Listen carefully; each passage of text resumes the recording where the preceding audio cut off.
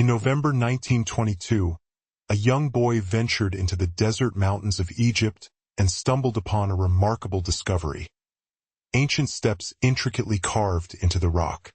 This find would eventually be recognized as one of the most significant archaeological breakthroughs in history. These steps led to the untouched tomb of Tutankhamun, where archaeologists unearthed approximately 5,000 artifacts, including exquisite jewelry, intricate fabrics, painted pottery, and ceremonial masks. You might have encountered one of these iconic masks, as they have become synonymous with the grandeur of ancient Egypt. Fast forward over a century, and humanity is on the brink of yet another monumental discovery: the tomb of Cleopatra. This legendary queen was the last active ruler of the Ptolemaic Kingdom of Egypt, reigning from 51 to 30 BCE. While numerous ancient records detail Cleopatra's reign and her captivating personality, the mysteries surrounding her death and burial site have remained elusive until now. Enter Dr. Kathleen Martinez, an archaeologist who has dedicated decades to studying ancient texts and temples in and around Alexandria. Her extensive research has led her to believe that Cleopatra's tomb lies beneath the ancient city of Taposiris Magna, a bustling metropolis established in 280 BCE along Egypt's northern coast, where thousands engaged in trade and industry. But what if Dr. Martinez's theories were accurate? Recently, she and her team of archaeologists made a groundbreaking discovery: an underground tunnel near Alexandria, stretching approximately 1,500 meters.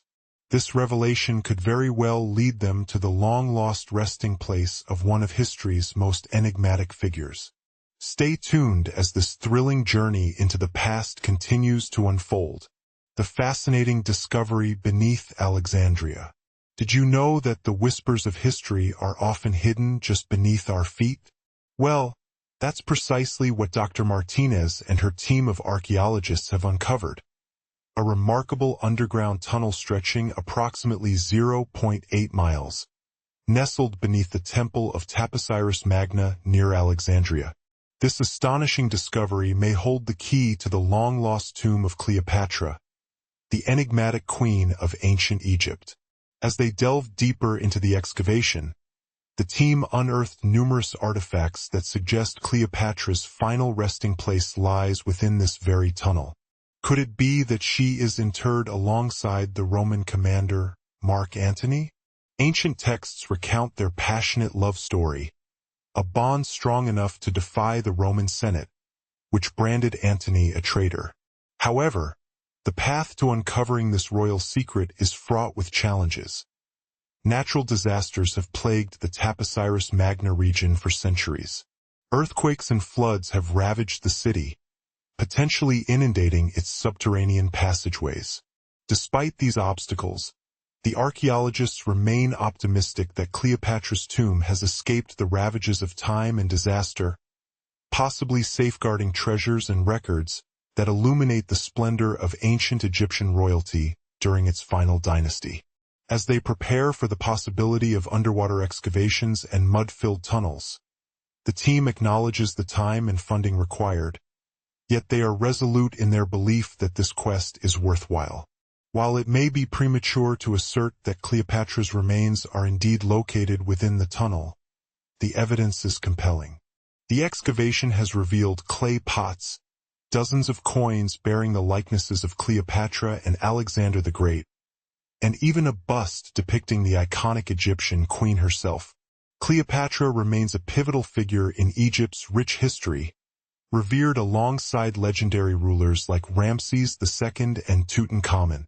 Her popularity transcends time, inspiring countless films, paintings, and literary works. But what is it that makes her so captivating? At the heart of her fame lies a paradox. Cleopatra was not only a stunningly beautiful and astute leader who revitalized Egypt, but also a complex figure surrounded by myths. Medieval Arabic texts reveal that she was well-versed in chemistry, mathematics, and philosophy, possibly authoring several scientific texts. Fluent in multiple languages and possessing exceptional diplomatic skills, she was a ruler of remarkable intellect. Yet, legends portray her as a femme fatale, seducing many powerful men, a narrative largely constructed by Hollywood's cinematic portrayals. Interestingly, Cleopatra was not ethnically Egyptian. Her lineage traced back to Greek ancestry, descending from one of Alexander the Great's generals. Nevertheless, she won the hearts of the Egyptian people through her fluency in their language and her deep appreciation for their customs and traditions. By understanding the history and mentality of ancient Egypt, she successfully elevated the nation's economy and international standing. Much of her success hinged on her cunning and charisma. Cleopatra was renowned for her theatrical flair, orchestrating lavish celebrations that captivated her audience. Yet, beneath the glittering facade of opulence lay a shrewd and strategic ruler dedicated to enhancing Egypt's wealth and global influence. One notable episode in Cleopatra's life illustrates her resourcefulness. Facing opposition from her brother Ptolemy XIII, she recognized her limitations and sought the support of Julius Caesar. Cleopatra's plan to meet him in Alexandria was thwarted by her brother, prompting her to devise a clever alternative. Instead of making a grand entrance, she concealed herself within a carpet, which Caesar's servants transported into his private chambers. When she emerged, her beauty and determination left a lasting impression, leading to a powerful alliance. In time, she would also captivate Mark Antony. To solidify their diplomatic relationship, Cleopatra arrived to meet him on a golden barge adorned with purple sails and silver oars, embodying the goddess Aphrodite. Surrounded by servants dressed as cupids, she created an enchanting spectacle, knowing that Antony revered Greek mythology. This theatrical display won his heart, and they eventually married, solidifying her power. Cleopatra's reign was marked by opulence and grandeur, as they hosted extravagant celebrations, enjoying the fruits of their political alliance. However, their union stirred controversy in Rome. Octavian, Antony's fiercest rival, seized the opportunity to tarnish Antony's reputation, exploiting the scandal of his relationship with the Egyptian queen. The saga of Cleopatra and Mark Antony continues to captivate imaginations, and as we uncover the mysteries of the past, who knows what additional secrets may lie waiting in the depths of the ancient tunnels beneath Alexandria. A high-ranking official's scandalous affair with the Egyptian queen sent shockwaves throughout Rome. Octavian, Antony's fiercest rival in the quest for power, seized this opportunity to tarnish his opponent's reputation. He skillfully wielded propaganda, painting Cleopatra as a cunning seductress in the eyes of the Roman populace. Accusing Antony of being ensnared by her charms, Octavian garnered the support of the Roman Senate, which declared Cleopatra an enemy in 33 BCE. The tension escalated as Antony's navy faced off against Octavian's fleet, culminating in a decisive victory for Octavian. This defeat forced Antony and Cleopatra to flee to Egypt, where they sought refuge near Alexandria, pursued relentlessly by Roman forces. In a palace concealed from the world, they met their tragic end. Legend has it that Cleopatra was well-versed in the art of poisons. Some tales suggest she summoned a venomous snake, a viper or perhaps an Egyptian cobra, to deliver her final farewell. Other accounts speak of her pricking herself with a poisoned needle. There's even a theory that she carried an ampoule of poison hidden within her hairbrush, ready to use when cornered. While the truth remains elusive, scientists continue to search for answers.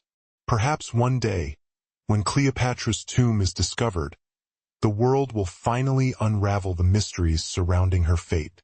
She is often regarded as Egypt's last ruler, and after her death, Octavian plundered her palaces and temples before returning to Rome, where he ascended to the role of the first emperor. His reign, marked by territorial expansion, lasted until he reached the age of 75. But what if history had taken a different turn? Imagine if Cleopatra and Mark Antony had triumphed in that naval battle.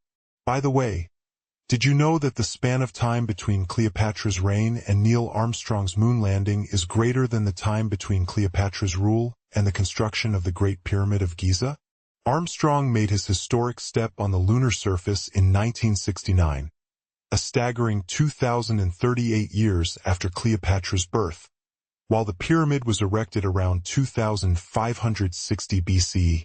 It's astonishing to think how ancient Egypt's history stretches so far back. Cleopatra is closer to our modern era than to the time of the pyramids. Now, picture this. It's nighttime, and you're about to enter the final resting place of Pharaoh Tutankhamun. You're familiar with King Tut, but instead of a torch, you've brought a flashlight. As you descend several flights of stairs, you marvel at the hieroglyphics adorning the walls, which seem to whisper spells warning that anyone who disturbs this sacred site will face eternal doom. Even if you don't fully believe in the curse, a shiver runs down your spine. Suddenly, you encounter a massive stone door. Is it a trap? You manage to pry it open, only to find an empty chamber. Checking your map, it appears you're still on the right path. After what feels like an eternity wandering, you realize you must be ensnared in a labyrinth. Attempting to retrace your steps proves futile. You've lost sight of the entrance. Panic sets in as you realize you've fallen victim to the pharaoh's trickery. Worse yet, you didn't pack a lunch. We've all seen Hollywood portrayals of daring adventurers navigating ancient ruins and confronting perilous traps. Right? The tales tell of Egyptian royalty safeguarding their tombs with venomous scorpions, sliding doors that seal intruders for eternity, and colossal boulders ready to crush the unwary. But here's the twist. These traps are largely the stuff of fiction. The intricate mechanisms required for such defenses were beyond the technological capabilities of ancient civilizations. That said, it's essential to acknowledge that traps did exist, albeit in a different form. Ancient cultures like the Egyptians and the Mayans constructed elaborate monuments to honor their deceased. These structures often mirrored the societal standing of the individuals they commemorated. For the most significant figures, society's VIPs, massive tombs were erected to house their remains long after they departed. Many of these civilizations believed in an afterlife, prompting them to bury the deceased with their worldly possessions. Those with wealth and power were interred with treasures, gold, and artifacts intended for their journey beyond. Now, imagine living in ancient Egypt, aware of the locations of pharaohs' tombs, and hearing whispered tales of the vast wealth hidden within. Wouldn't curiosity spark a temptation to explore? Picture vast chambers filled from floor to ceiling with golden relics, dazzling jewels, and even currency. It certainly sounds enticing, and since these sacred sites lacked modern security measures, the Egyptians devised clever ways to protect their valuables. Some of these early civilizations developed rudimentary traps that, while not as sophisticated as Hollywood would have you believe, served their purpose well. The ingenious security measures of ancient tombs. Imagine a time when the treasures of ancient civilizations lay vulnerable, without modern security guards to protect them. How did the Egyptians ensure their riches remained safe from would-be thieves? They had to think outside the box, employing creative strategies to deter robbers. One of their clever methods involved constructing empty rooms within their grand monuments, designed to confuse any intruder. Take, for instance, the final resting place of Pharaoh Amenhotep III, nestled in the city of Luxor, specifically in the renowned Valley of the Kings. Discovered by two French engineers between 1905 and 1914 CE. This monumental structure boasts over 10 chambers linked by long corridors and steep stairways. The most elusive of these chambers is the King's Chamber. An outsider attempting to locate it would likely wander through numerous empty rooms, completely oblivious to the treasure hidden within. Other pharaohs adopted different tactics to safeguard their wealth. They commissioned the construction of monuments featuring false doors and concealed pits that plunged as deep as 20 feet. Any unsuspecting visitor would be caught off guard by these hidden traps while searching for the king's true resting place. In addition to false doors, they created labyrinthine corridors and false walls, ensuring that robbers could spend hours, if not days, lost in their attempts to find the real chamber. And then there were the notorious pits filled with poisonous snakes. While it's likely that any reptiles found within these tombs slithered in on their own, they wouldn't have stayed there long without food. So, was this yet another Hollywood myth? Perhaps. But if you find these ancient traps mundane, consider the fascinating deterrent discovered in the tomb of the Red Queen of Palenque, located in Mexico. Palenque was one of the most powerful Mayan cities in pre-Columbian times, and the Red Queen was believed to be the grandmother of the last Mayan king, an individual of immense significance to the empire. In her honor, a grand monument was erected to house her remains. The tomb's discovery in 1994 was electrifying for archaeologists. As they excavated the site, they uncovered an ancient monument, leading them to a room with a concealed door. Upon opening it, they revealed a long corridor, culminating in the queen's chamber. The team was ecstatic to find the mummy of the queen herself, surrounded by her pearls, jade, shells, and precious stones. However, as they delved deeper into the chamber, they encountered something peculiar. The room was filled with a striking red powder. Researchers understood that the color red held great significance for the Maya, as it adorned much of their clothing and architecture. Yet, they were baffled by the presence of this unknown red substance in the queen's burial. After taking a sample for analysis, they discovered that the powder was a highly toxic mineral known as cinnabar. Inhaling this substance can lead to severe health issues. The archaeologists surmised that this could have served as a deadly trap for anyone attempting to pilfer her treasures. While such dangerous powders might be among the most intense traps known to history, perhaps the simplest deterrent was the inscriptions of spells found throughout these monuments. We might chuckle at them today, but back then, these incantations were believed to hold power.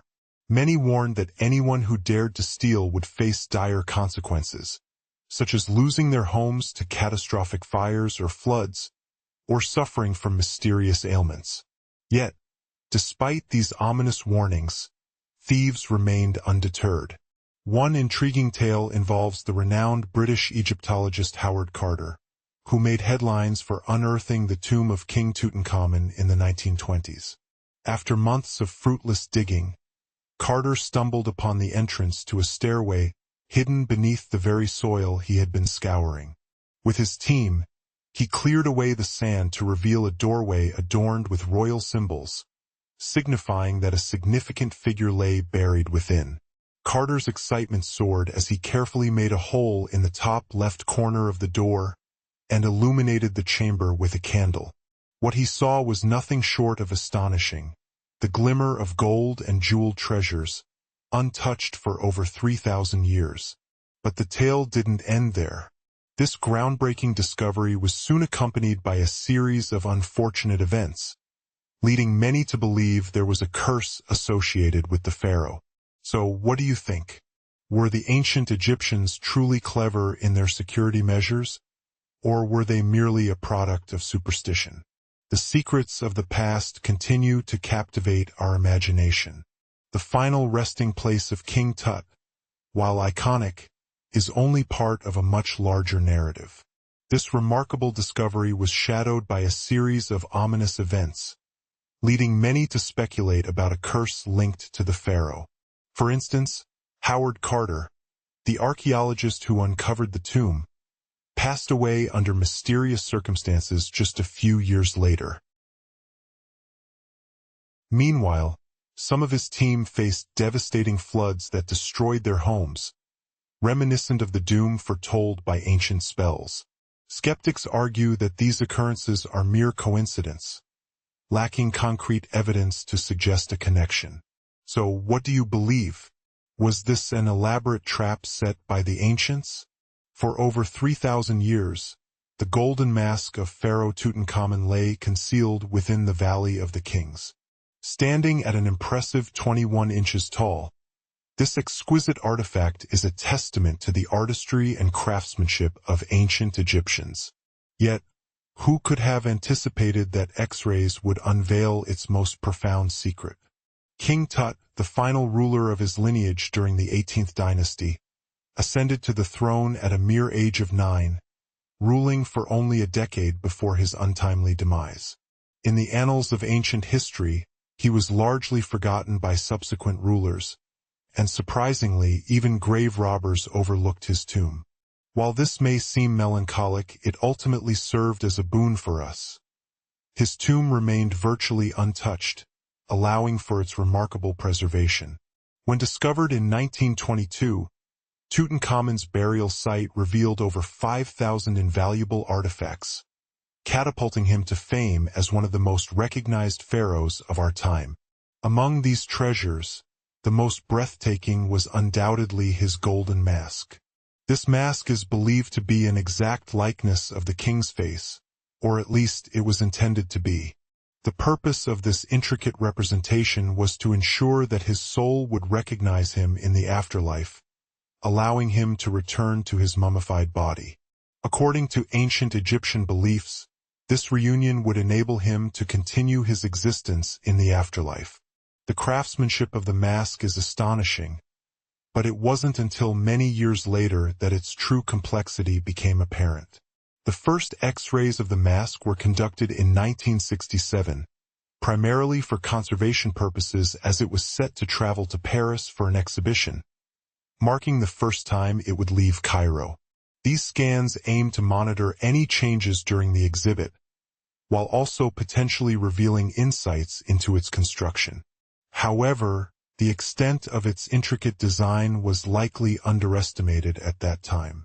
Egyptian goldsmiths did not employ modern soldering techniques, so how was this splendid mask crafted?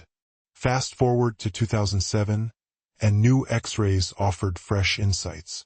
Surprisingly, the mask was not made from pure 24-karat gold. Instead, it was created from 23-karat gold, indicating it was blended with another material.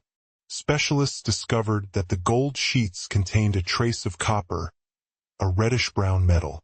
This mixture likely enhanced the gold's flexibility, making it easier to mold.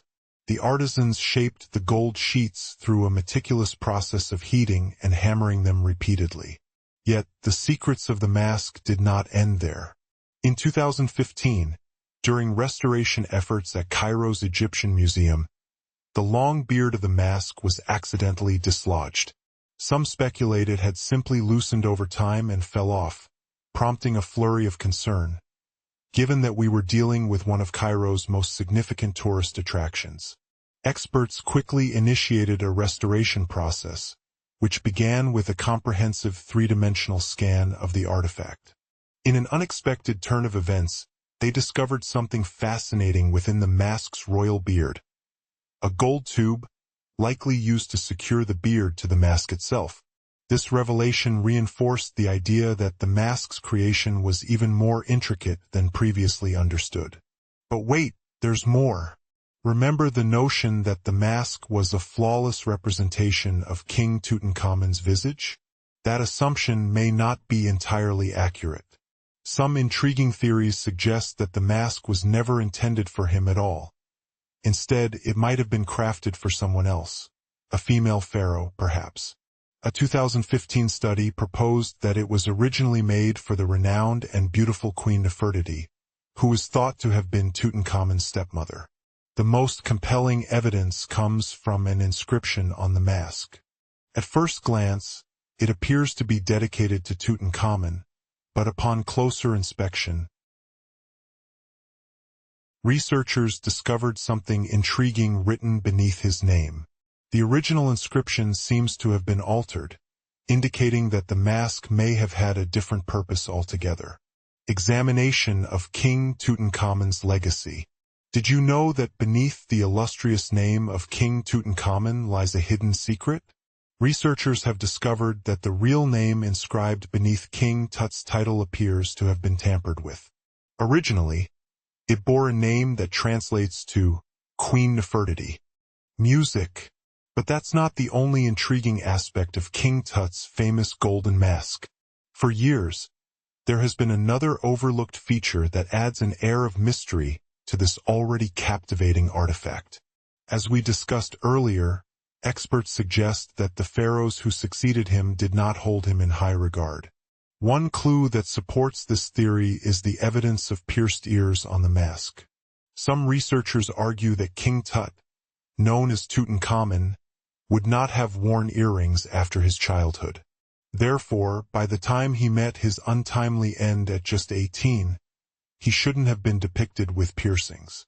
This raises the possibility that the mask might have originally belonged to Nefertiti or perhaps even to someone entirely unrelated to King Tut. However, the mask is just one piece of a larger puzzle. In fact, his entire tomb is shrouded in enigma. Recently, historians uncovered evidence suggesting that the burial site designated for King Tut was altered at the last minute. For years, scholars have pondered why a pharaoh who ruled for 9 years found himself resting in such a modest tomb compared to the grandeur of other pharaohs' final resting places. The simplicity of King Tut's tomb seems out of place, especially considering the power and significance he must have held in ancient Egypt. So what transpired? It appears that this situation may be linked to his successor, Pharaoh I. After King Tut's death, researchers believe I took deliberate steps to erase Tutankhamun from Egypt's historical narrative. One theory posits that he orchestrated the rapid decision to place King Tut's body in a smaller, less impressive tomb.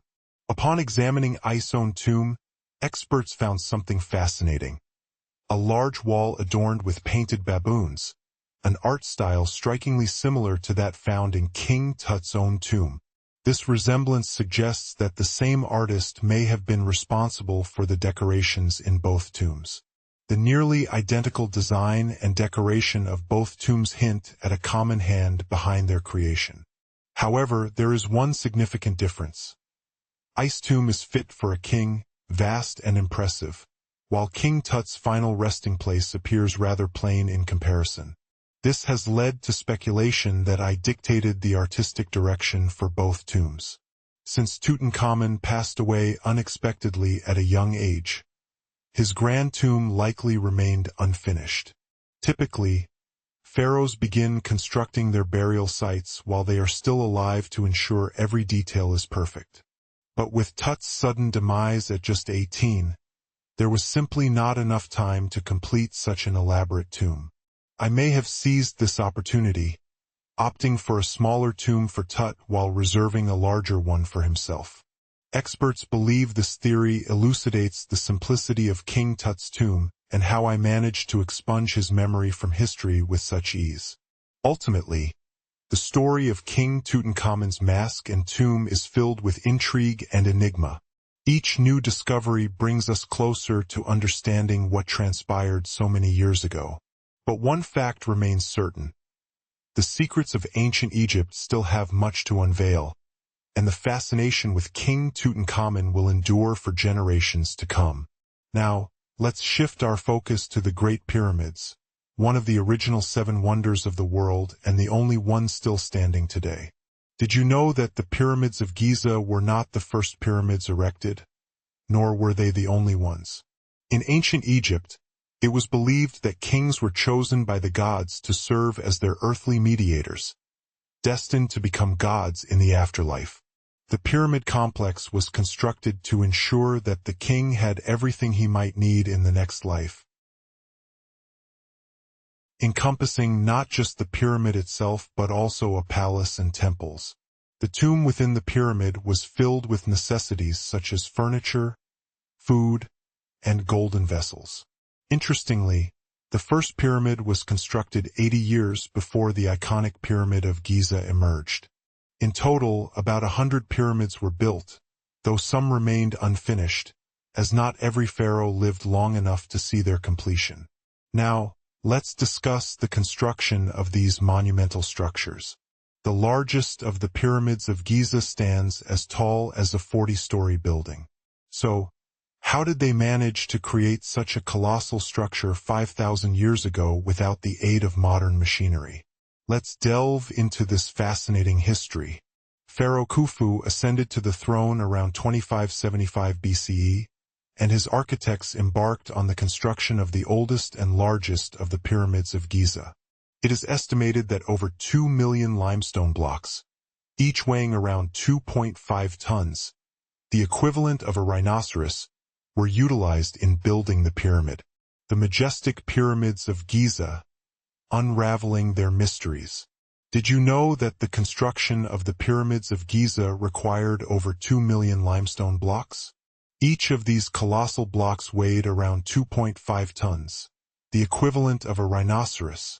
The visionary architect aimed to complete this monumental task within a span of 20 years. To achieve this ambitious goal, a stone needed to be transported and positioned every 4 minutes, around the clock, every day of the week, and throughout the entire year, except for leap years. This staggering demand meant that a vast workforce was essential for the project's success. Contrary to popular belief, it wasn't enslaved individuals who built these wonders. Instead, skilled workers from various regions of Egypt came together for this grand endeavor, totaling approximately 25,000 laborers. These Egyptians engaged in a range of tasks, from manual labor and toolmaking to administrative duties. Typically, they worked about 10 hours a day, and they were housed and well-fed, enjoying a lifestyle that was considerably more comfortable than that of the average Egyptian at the time. It's said that the builders lived in a nearby temporary settlement, forming a well-organized community under strong leadership. Have you ever wondered how the ancient Egyptians managed to align the pyramids with such pinpoint accuracy? Without the aid of compasses, they utilized their knowledge of 2 constellations to achieve remarkable precision.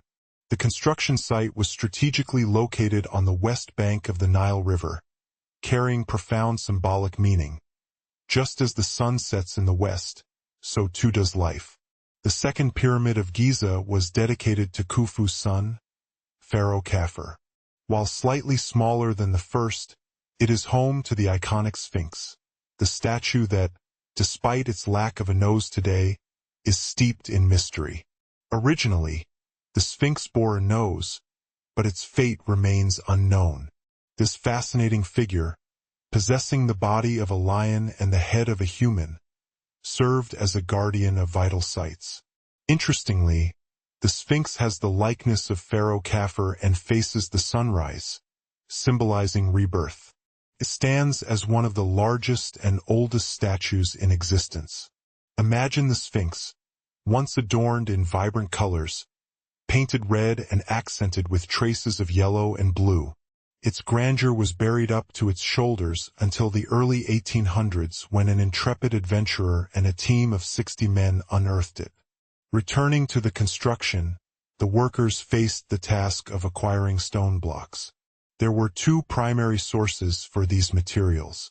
One location was close to the pyramid but only provided fossil-lined yellow stone, suitable only for the interior. The limestone for the exterior, however, was transported from a quarry located 8 miles away using 30-ton sleds.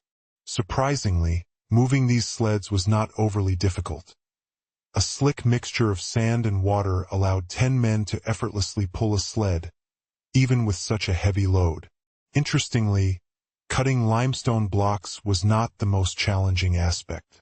When still in the ground, the stone was relatively soft and easy to split. However, once exposed to the air, it hardened, making it crucial to shape the blocks accurately. Even the slightest inaccuracies could jeopardize the entire structure's stability. So, how were these massive blocks ultimately positioned? This remains a tantalizing mystery. Archaeologists have uncovered remnants of a ramp system dating back to the era of the pyramid's construction. historians propose that the Egyptians devised a unique ramp system for moving and lifting these enormous stone blocks. The prevailing theory is that a central ramp was flanked by two staircases, allowing workers to ascend as the pyramid grew taller, dragging stones on wooden sleds behind them. Yet, some experts speculate that ramps were built around or even inside the pyramid. The truth may forever elude us. The exterior limestone of the pyramid was meticulously polished with sand and stone, creating a brilliant shine. Atop this marvel was a capstone made of gold and silver, shining down on Egypt like a second sun. Now let's delve inside the pyramid. Surprisingly, the interior is largely solid stone with minimal open space. If we peek through the entrance, we find two stairways, one descending and the other ascending, leading us to three chambers within. Why three chambers, you might wonder? Throughout the entire construction process, the burial chamber was always to be prepared, ensuring the pharaoh's journey into the afterlife was secure. The pyramids of Giza remain a testament to the ingenuity and determination of ancient Egypt, a civilization that continues to captivate our imaginations to this day. The secrets of the ancient pyramids, a journey into Egypt's mysteries. Have you ever wondered what lies beneath the surface of Egypt's iconic pyramids? Picture this: two massive shafts, one descending and the other ascending, leading us into the enigmatic chambers within. Intriguingly, there are three distinct chambers inside the Great Pyramid. Why was this design chosen? It turns out that throughout the entire construction process, a burial chamber had to be ready at all times, just in case a pharaoh passed away before the project was completed. Thus, separate chambers were constructed sequentially as the work progressed. The final and most significant of these is known as the King's Chamber, the resting place of Pharaoh Khufu himself. This grand room sits at the very heart of the pyramid, accessible via a substantial passageway that likely functioned as an elevator for transporting granite blocks used in the pyramid's interior. Granite wasn't just for aesthetics. It also served a crucial structural purpose. The builders utilized it to create 5 tiers of support beams, ensuring the pyramid's integrity over the centuries. Astonishingly, this design has proven effective, as the pyramid has stood the test of time for millennia. However, despite its grandeur, the chambers themselves lack the vibrant hieroglyphs that many expect to find. To witness the rich artistry and writings of ancient Egypt, one must visit the intricately decorated tombs located nearby. These artworks depict the culture and daily life of the ancient Egyptians, providing invaluable insights into their language and grammar. Sadly, the treasures that once adorned the interiors of the pyramids have long been looted. Within the pyramids, numerous secret tunnels and passages exist. Yet even today, the complete layout remains a mystery. For years, scientists have been deploying small robots equipped with cameras to explore these hidden realms, but much about the pyramids remains unknown. Currently, researchers are employing X-ray technology to scan the structures from the outside, seeking to unlock their secrets without entering.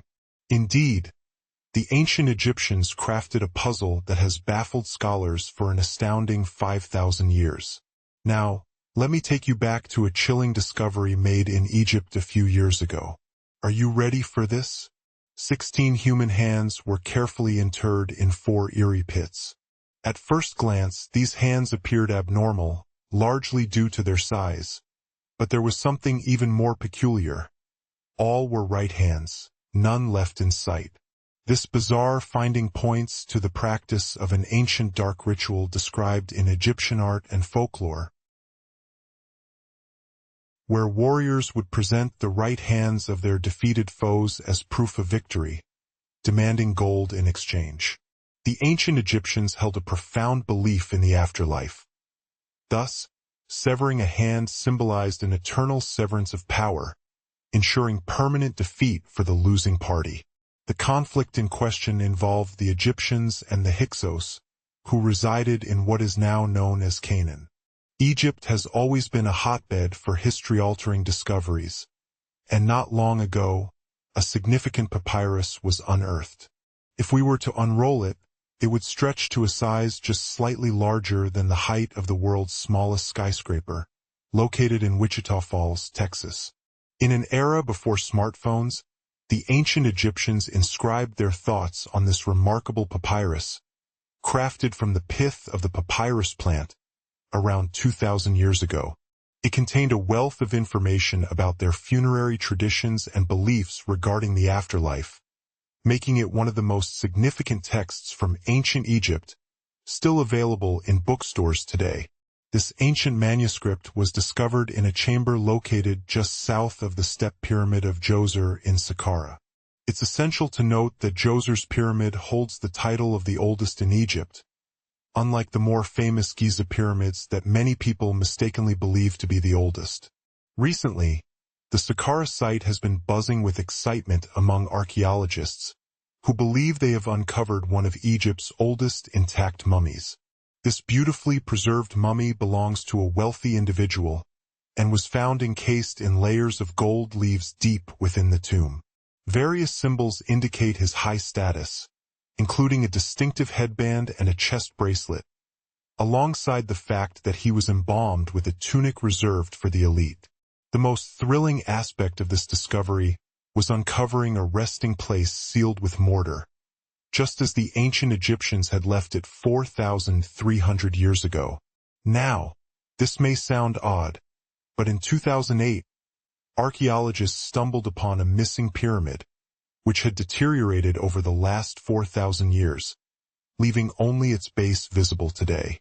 This site was once of great significance, as it hosted special ceremonies where high priests would carry the mummified remains of sacred bulls. Here's an intriguing fact. The ancient Egyptians believed that sacred bulls were earthly embodiments of the city deity of Memphis and were closely associated with fertility rituals. However, these weren't just any bulls. They had to be entirely black with a distinct white mark between their horns and a unique set of characteristics. Local priests would select and venerate these bulls until their inevitable passing, at which point they were mummified and interred in subterranean galleries.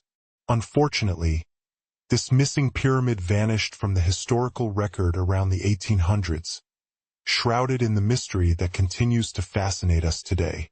What other secrets do the sands of Egypt still hold? Unveiling the secrets of ancient Egypt, a journey through time. Did you know that local priests in ancient Egypt were revered to such an extent that they were honored even after their passing? Following their deaths, they were meticulously mummified and laid to rest in underground galleries. However, there's a fascinating twist to this tale. A mysterious pyramid, which seemed to vanish from history in the 1800s, resurfaced thanks to a German archaeologist exploring the village of Saqqara. He dubbed it the Headless Pyramid. Yet, as time went on, the relentless desert sands reclaimed it, covering the entire structure. Excavations took place sporadically between the 19th and 20th centuries, but they lacked organization. So, you can imagine the excitement when researchers finally uncovered the pyramid's base after removing a staggering 25-foot mound of sand. But wait, there's more. American archaeologists are currently excavating a cemetery in Egypt that could potentially hold over 1 million mummified bodies. So far, they have unearthed around 1,700 mummies, but here's the kicker. Unlike the famous pharaohs, these individuals were commoners who lived approximately 1,500 years ago, during the Roman and Byzantine empires. The cemetery is intriguingly named the Way of the Water Buffalo, so be sure to add it to your travel itinerary. The ancient Egyptians had a fascinating affinity for a variety of animals, including baboons. Picture this. At the dawn of the 20th century, researchers stumbled upon a site overflowing with mummified baboons in a location aptly named the Valley of Monkeys. These animals were not just pets. They were believed to hold significant importance, often linked to specific deities. Jackals were associated with Anubis, the god of the afterlife, while cats were revered as embodiments of the female deity Batet. Baboons, in particular, held a special status due to their connection to Thoth, the god of wisdom and an advisor to Ra, one of Egypt's supreme deities. Interestingly, the archaeologists studying these baboons expressed concern over their treatment. It appears these creatures were kept indoors, deprived of sunlight, leading to severe vitamin D deficiencies and poor nutrition. Perhaps Thoth was displeased with their caretakers. Just a thought, but the surprises don't end there. In Egypt, archaeologists have also discovered human mummies with golden tongues. The ancient Egyptians believed these golden appendages could facilitate speech in the afterlife. While this idea might seem far-fetched, it certainly adds an intriguing layer to their beliefs. Many of these mummies were found in beautifully crafted wooden coffins, accompanied by treasures such as necklaces, pottery, golden artifacts shaped like lotus flowers, and even iPhones? Just kidding. A newly uncovered temple in Egypt has also piqued the interest of scientists. They believe it was dedicated to a deity that is a fascinating blend of Greek mythology and Egyptian culture, named Zeus Kassos. While excavating near the Sinai Peninsula, archaeologists discovered two pink granite columns peeking out from the earth, which they believe marked the entrance to this long-lost temple, until an earthquake caused its collapse years ago. Speaking of deities, not all were serious figures. Recently, archaeologists unearthed a golden ring south of Cairo, adorned with the image of the deity of joy, known as Bes. Often depicted as a jovial chubby dwarf in sacred texts, Bes was a symbol of fun and protection. In ancient Egypt, tattoos served a purpose beyond mere aesthetics. Women would get inked as a protective charm during childbirth. Remarkably, scientists have found some well-preserved tattoos on mummies around the Nile region. An unusual find, given how fragile skin can be over centuries. Two of these women had tattoos on their lower backs, featuring simple designs, including that same chubby dwarf, Bes, who also doubled as a guardian during childbirth. Now, would you believe it if I told you that ancient Egyptians invented a form of robots? While they may not have been robots in the way we think of them today, they certainly were ingenious. Among their many accomplishments in astronomy, mathematics, and engineering, they crafted a mechanical deity known as Hayer. This wooden statue, which had been resting in the Metropolitan Museum of Art for years, kept a secret until a specialist utilized an X-ray machine. They discovered a complex mechanical system within it. The pulleys extend from the statue's shoulder to her left leg, and when activated, the statue could raise and lower her hand. Now, let's shift gears for a moment. You may have heard of Nikola Tesla, the brilliant inventor, but what if I told you he might have stumbled upon the ancient mysteries surrounding the pyramids? Intrigued? Stay tuned, because there's much more to uncover about the wonders of ancient Egypt. Have you heard about Tesla and the Great Pyramids? You may be familiar with Tesla, the brilliant inventor, but did you know there's a fascinating connection between him and the ancient pyramids of Egypt? What if I told you that Tesla might have unraveled some of the mysteries surrounding these monumental structures? Sounds like a crossover episode, doesn't it? But in reality, it's quite plausible that the secrets of the pyramids are concealed in plain sight. Unraveling the mysteries of the pyramids. First, let's take a moment to reflect on what we truly know about these iconic structures. What makes them so enigmatic? After all, they are just old buildings, right? One of the biggest conundrums is how they were constructed. Some believe that humans, armed only with their determination and physical strength, were responsible for their creation. Others speculate that an extraordinary energy source, perhaps even extraterrestrial assistance, might have played a role. Just imagine that. Aliens lending a hand.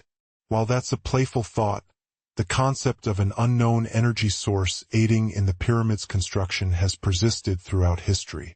Ancient texts, like the pyramid texts, hint at divine involvement, suggesting that gods bestowed upon us a powerful tool for building. Tesla's fascination. In the early 1900s, Nikola Tesla became captivated by the Great Pyramids of Egypt. He devoured countless books on these ancient marvels, mesmerized by the seemingly boundless energy they exuded. At that time, knowledge about electricity was limited, yet Tesla pondered if the pyramids housed some advanced technology. He theorized that their power was linked to electromagnetism, dedicating significant time and effort to unraveling this mystery. Tesla's theories about the Great Pyramids were nothing short of revolutionary. He proposed that they could store and transmit electricity, potentially powering their surrounding environments. He even suggested that the pyramids might have been constructed using crystals capable of manipulating electromagnetic fields. But that's just the beginning. Tesla believed the materials used in the pyramids could capture energy from both the sun and the moon. He envisioned these monumental structures as colossal power plants, capable of generating energy to illuminate entire cities or brighten the darkest corners of the earth. A cosmic connection. Interestingly, Tesla also speculated that the pyramids had a deeper cosmic connection, which he believed could lead to spiritual enlightenment and healing. Quite a visionary, isn't he? But Tesla's ideas weren't born out of mere whimsy. He immersed himself in the study of everything related to the pyramids, from ancient artifacts and texts to hieroglyphs and illustrations. He concluded that the pyramids were engineered to be energy amplifiers, constructed with an unknown energy source. While some dismissed Tesla as eccentric for his unconventional theories, his ideas have significantly influenced contemporary perspectives on the pyramids. Researchers and scholars continue to explore his hypotheses, delving into some of the most profound mysteries surrounding these ancient edifices. Modern discoveries. Recently, scientists have employed theoretical physics to examine how the Great Pyramid of Egypt would respond to specific radio waves. They discovered that certain wavelengths could cause the pyramid to concentrate energy within its chambers and focus it beneath its base. This groundbreaking work involved extensive calculations to determine the optimal radio wavelengths, followed by creating models to simulate the pyramid's response to these waves. To analyze their findings, the scientists utilized a technique known as multipole analysis. This method involves breaking down a complex object into simpler components, allowing researchers to understand how each part interacts with incoming energy. It's akin to disassembling a puzzle to see how each piece interlocks. The future of energy. The researchers are excited about the potential applications of their findings. They aim to develop minuscule particles that mimic the energy manipulation of the pyramids, but with light. By adjusting the size, shape, and material of these particles, they can control how light behaves around them. This innovation could lead to significant advancements in areas such as tiny sensors or highly efficient solar cells. While the researchers had to make some educated assumptions, such as the absence of hidden spaces within the pyramid and uniformity in the building materials, their discoveries still yielded impressive insights. So, next time you think about the Great Pyramids, consider the intriguing possibilities that intertwine the genius of Tesla with the ancient wonders of Egypt. What other secrets might still be waiting to be uncovered? Imagine a world where the mysteries of ancient civilizations are unearthed, revealing hidden secrets long buried beneath the surface. You might be surprised to learn that scientists once assumed there were no concealed chambers within the Great Pyramid, nor did they consider variations in the materials used for its construction. Even with these assumptions, the discoveries that emerged were nothing short of remarkable. However, the exploration of the pyramids is just one piece of evidence showcasing how Nikola Tesla was light years ahead of his time. Consider Tesla's groundbreaking projects that once seemed far-fetched but are now being revisited by modern scientists and enthusiasts eager to implement his visionary ideas. One of his most ambitious endeavors was the Wardenclyffe Transmission Tower, conceived in 1900. By that time, Tesla had already made a name for himself as a pioneering electrical engineer in America, leaving audiences in awe with his remarkable inventions. He had even triumphed over Thomas Edison in the infamous Battle of Currents. Yet, rather than resting on his laurels, Tesla sought to embark on a project that would push the boundaries of what was thought possible. Constructed between 1901 and 1905, the Wardenclyffe Tower was grounded in one of Tesla's revolutionary concepts, a global wireless communication system. His vision was to utilize the Earth itself as a conductor, enabling the transmission of music, news, stock market updates, secure military communications, and even fax images. Sound familiar? It resembles the internet we rely on today, but with no wires in sight. Tesla's aspirations extended even further. He aimed to transmit electrical power wirelessly. Having already demonstrated the capability of sending high-frequency signals without any wires through his Tesla coil transformers, Tesla became fixated on the notion of wireless energy transmission. His dream was not only to revolutionize communication, but also to find a method for transferring electrical currents across the globe by harnessing the Earth's innate energy. Tesla was convinced that abundant free energy surrounded us, waiting to be utilized for the betterment of humanity. In 1899, he conducted secret experiments and became convinced that electrical power could be transmitted through the Earth's upper atmosphere. This conviction laid the groundwork for the Wardenclyffe Tower, envisioned as the prototype for a network of towers around the world, designed to provide wireless energy to everyone. Unfortunately, Tesla's ambitions exceeded the resources and patience of his investors, leading to numerous financial hurdles. By 1917, the unfinished tower was dismantled for scrap metal, a bittersweet solution to satisfy Tesla's mounting debts. Today, the remnants of this once grand project serve as a poignant reminder that even the most brilliant minds can struggle to realize their dreams. However, the original red brick laboratory remains intact, standing as the only surviving Tesla lab. In a fascinating twist, a film crew made a remarkable discovery in 2017. Using ground-penetrating radar, they explored the area around Wardenclyffe and uncovered a series of tunnels stretching for hundreds of feet beneath the site. The purpose of these tunnels remains a mystery, sparking speculation that they may have been part of Tesla's grand vision. Wardenclyffe has since become a significant landmark for Tesla enthusiasts worldwide. Perhaps one day, someone will unlock the secrets of those tunnels. But regardless of the outcome, Tesla's legacy continues to inspire and captivate. When we think of ancient ruins, it's hard to imagine them suspended in midair or casually perched on a tree branch, right? In reality, many artifacts displayed in museums around the globe are the result of extensive archaeological excavation. Buildings have a curious tendency to fade into oblivion over time if not properly maintained.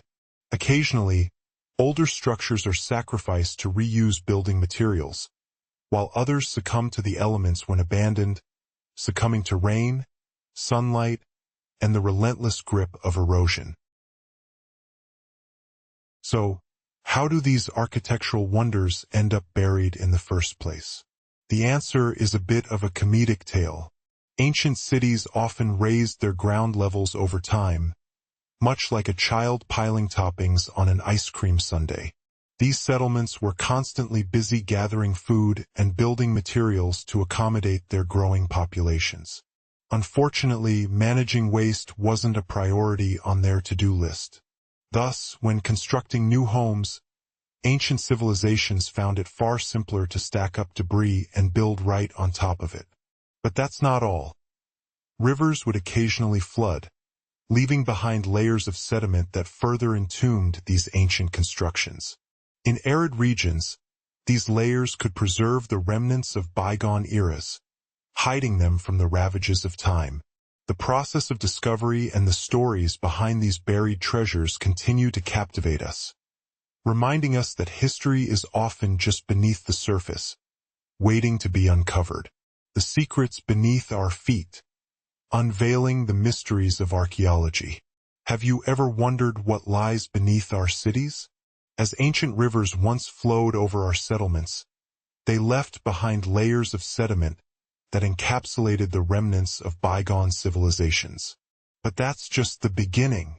These rivers would sometimes flood, depositing yet another layer of material on the city floors, preserving those ancient structures for future discovery. In arid regions, like deserts where wind playfully dances with sand and dust, keeping establishments clean was a relentless challenge. Take, for example, the Sphinx of Giza, which had its head buried in sand for centuries until a group of archaeologists unearthed it in 1817. Imagine that. Entire towns were gradually covered as they were abandoned, with the absence of human activity allowing nature to reclaim its space. Plants, seizing the opportunity, sprouted abundantly, absorbing carbon dioxide and expanding their roots, which in turn stabilized the soil made from decaying plant matter. It's as if Mother Nature embarked on an epic DIY project, enlisting plants as her loyal helpers to create layers of fertile earth. Digging into the secrets of ancient civilizations isn't merely about unearthing a lost world. It's an adventurous quest to expose hidden treasures buried under layers of history. But how do archaeologists determine where to dig when everything is concealed under sediments, debris, and roots? They must have a systematic approach before embarking on a new project, right?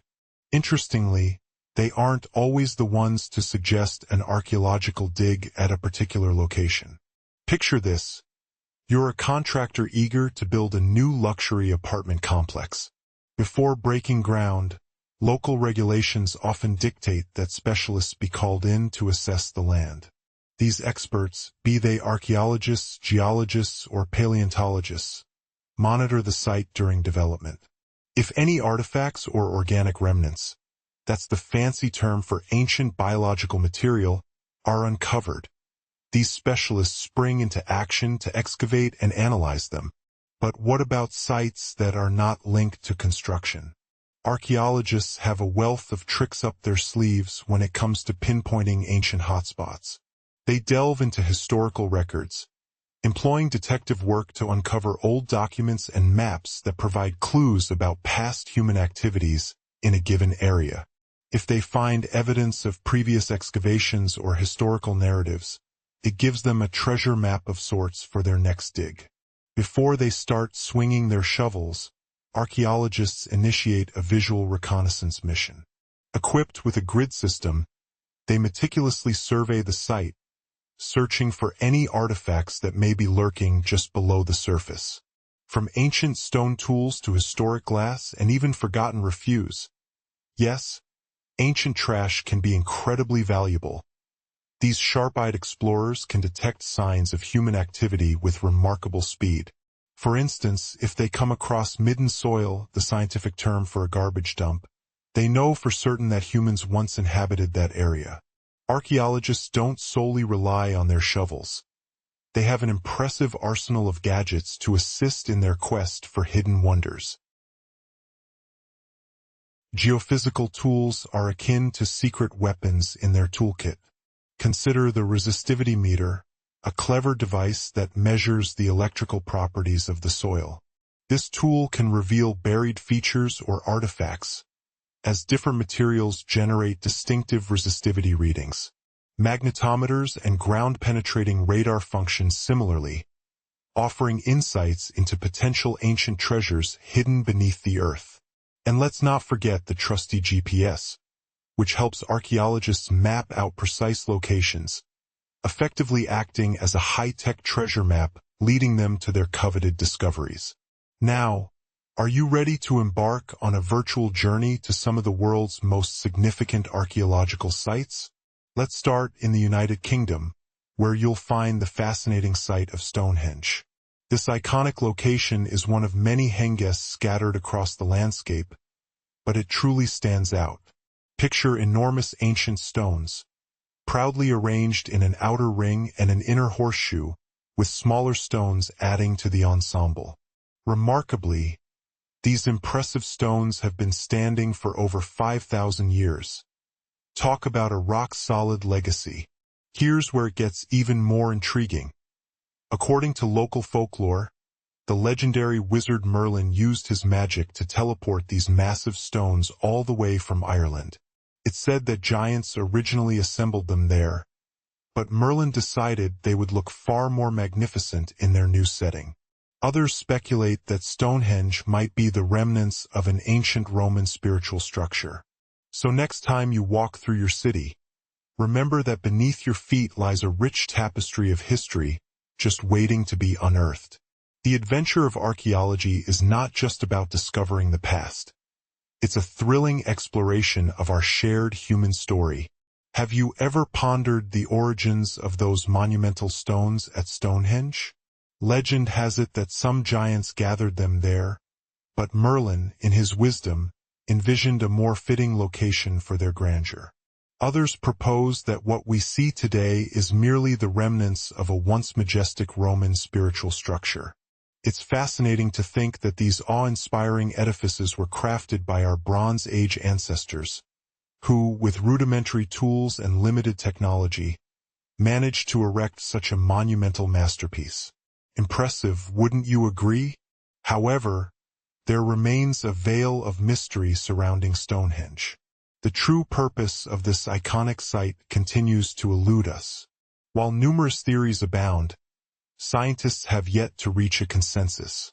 What we do know is that the stones are perfectly aligned to greet the sunrise during the summer and winter solstices, a detail that speaks to the ingenuity of its creators. Now, let's shift our gaze to another remarkable archaeological treasure: Pompeii. Imagine the scene. Mount Vesuvius, that infamous troublemaker, unleashes its fury and envelopes this ancient Roman city in volcanic ash, transforming it into a time capsule.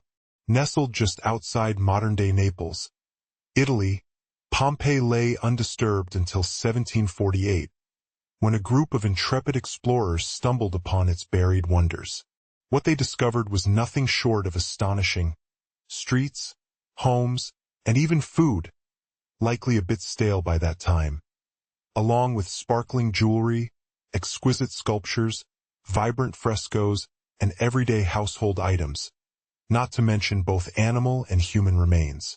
It was like an archaeological celebration. From the evidence, Pompeii was a thriving city with elegant villas, a colossal 20,000-seat arena, charming artisan shops, and lively taverns. And let's not overlook the luxurious bathhouses, perfect for some serious pampering. The sanctuary of Apollo served as a gathering spot for worship, while the bustling heart of the city, the Forum of Pompeii, was where the local elite mingled. Pompeii's significance was recognized when it made UNESCO's World Heritage List in 1997, an honor shared with other iconic sites like the Taj Mahal in India and the Acropolis in Greece. Most people are aware that the pyramids were constructed as grand tombs for the pharaohs, designed to facilitate a smooth journey to the afterlife. For instance, the Great Pyramid of Giza was built for Pharaoh Khufu. Yet, what many may not know is that the trend of pyramid construction began with the step pyramid of Djoser nearly 4,700 years ago. This monumental structure, built for Pharaoh Djoser of Egypt's third dynasty, towers 7 layers high and reaches about 200 feet into the sky. Today, we celebrate it as a remarkable architectural feat, but for the ancient Egyptians, it was more of an ambitious experiment, a trial run to refine their building techniques before advancing to even more grandiose pyramids. But the intrigue doesn't stop there. Below the surface lies a hidden labyrinth of tunnels stretching approximately 3.5 miles long. Some researchers speculate that these tunnels may have formed part of a complex water management system, potentially reshaping our understanding of how pyramids were constructed. Let's delve deeper into the massive complex located in Saqqara, where surrounding the pyramid is a feature known as a dry moat. A continuous trench measuring up to 164 feet wide and nearly 2 miles long, creating a rectangular outline around the pyramid. This trench averages about 65 feet deep. If you were to calculate the total volume of earth and rock excavated to create this moat, it would amount to roughly 10 times the volume of the step pyramid itself. For years, many assumed this trench was simply a large quarry, a source of stone and clay for constructing the pyramid. It sounds plausible, right? However, a closer examination reveals inconsistencies. The trench's narrowness and depth make it impractical for mining, and its layout doesn't align with known ancient Egyptian quarrying practices. Moreover, certain sections of the trench are topped with rocky ceilings, making any quarrying efforts virtually impossible. Another theory proposes that the dry moat held spiritual significance, possibly serving as a sacred space for the souls of nobles to gather in service of the deceased king in the afterlife. The presence of niches in the trench walls lends credence to this spiritual function. Nevertheless, most researchers believe this purpose likely emerged long after the complex was established for Djoser. So, what was the original intention behind the moat? In 2020, a researcher proposed a captivating idea. Perhaps this trench was designed to collect and manage water, particularly after heavy rainfall. This theory gains traction when considering the moat's location in an area prone to flooding from runoff water in the surrounding plains. Isn't it intriguing how new discoveries can reshape our understanding of history? Water's role in ancient engineering. Have you ever considered the significance of water in the construction of ancient monuments? Especially after heavy downpours, the importance of water becomes even more apparent. This is particularly true when we examine the location of the moat, which sits in a region susceptible to flooding due to runoff from nearby plains.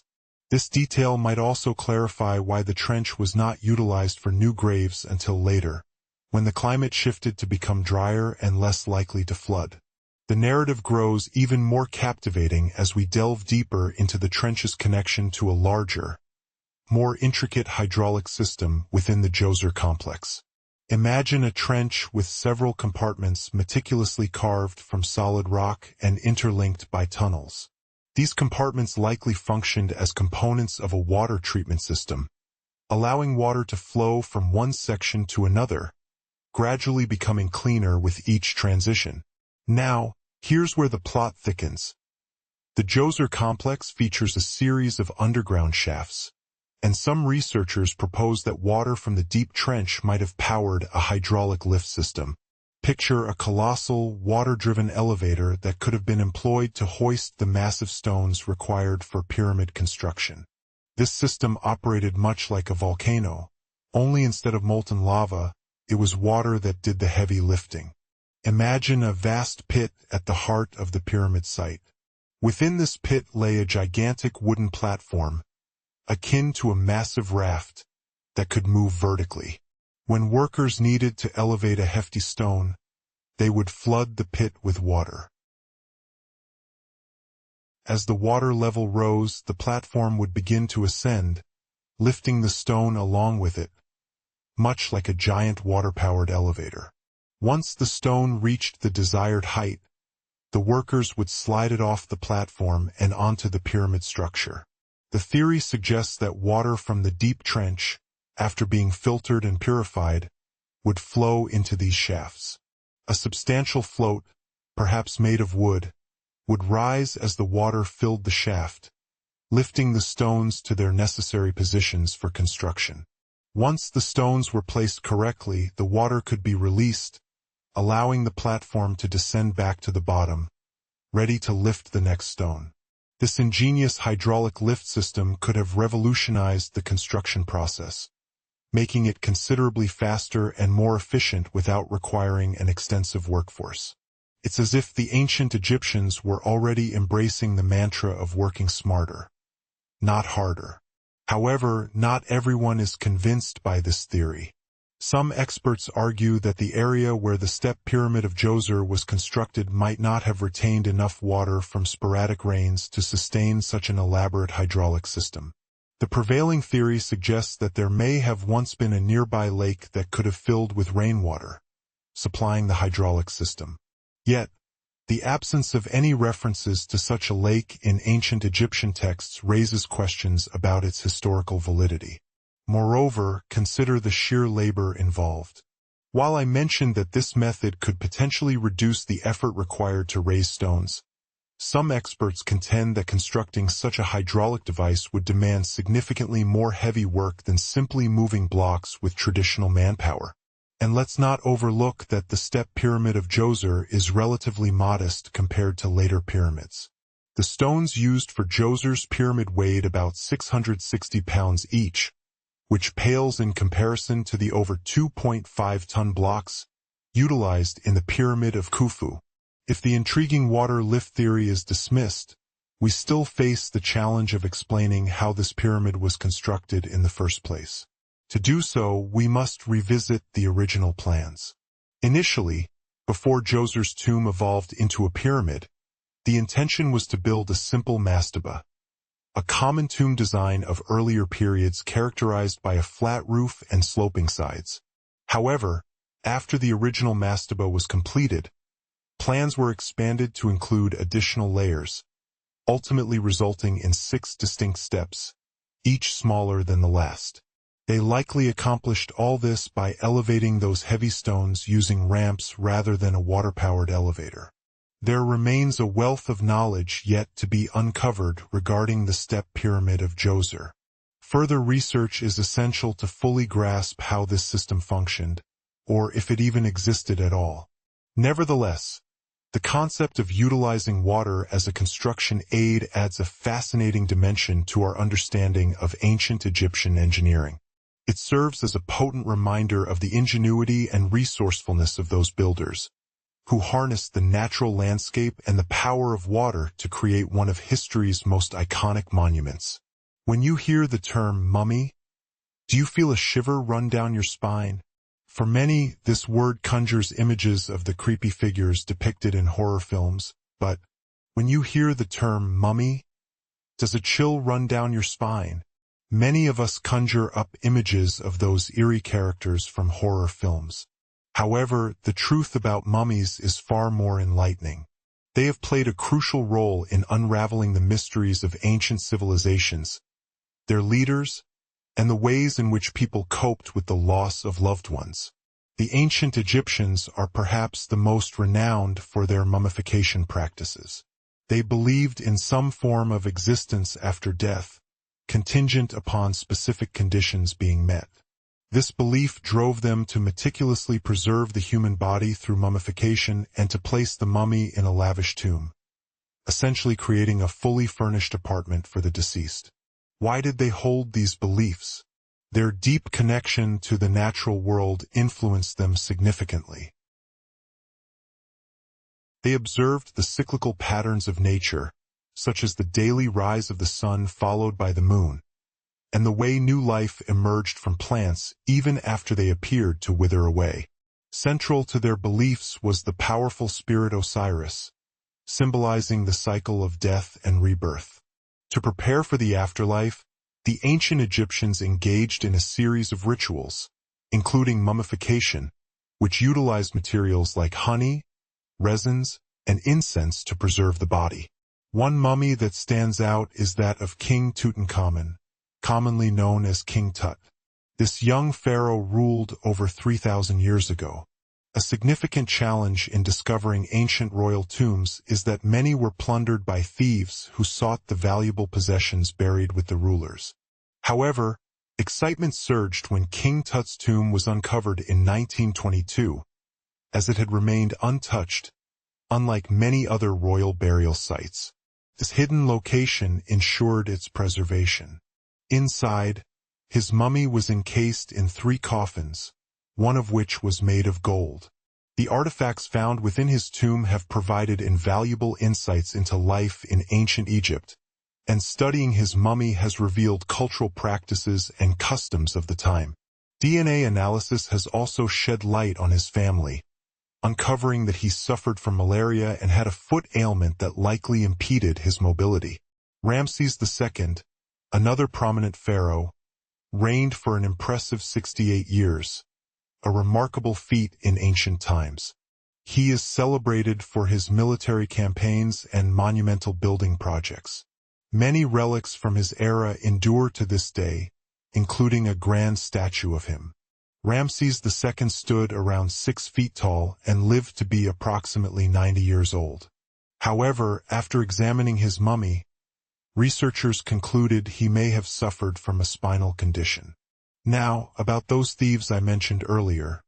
Their actions resulted in Ramses II being interred in a simple coffin within a secret collection of royal mummies at Deir el-Bahari, rediscovered in 1881. Fortunately, archaeologists identified him through inscriptions on his wrappings, although the process was painstaking. In ancient Egypt, mummification could take up to a staggering 70 days.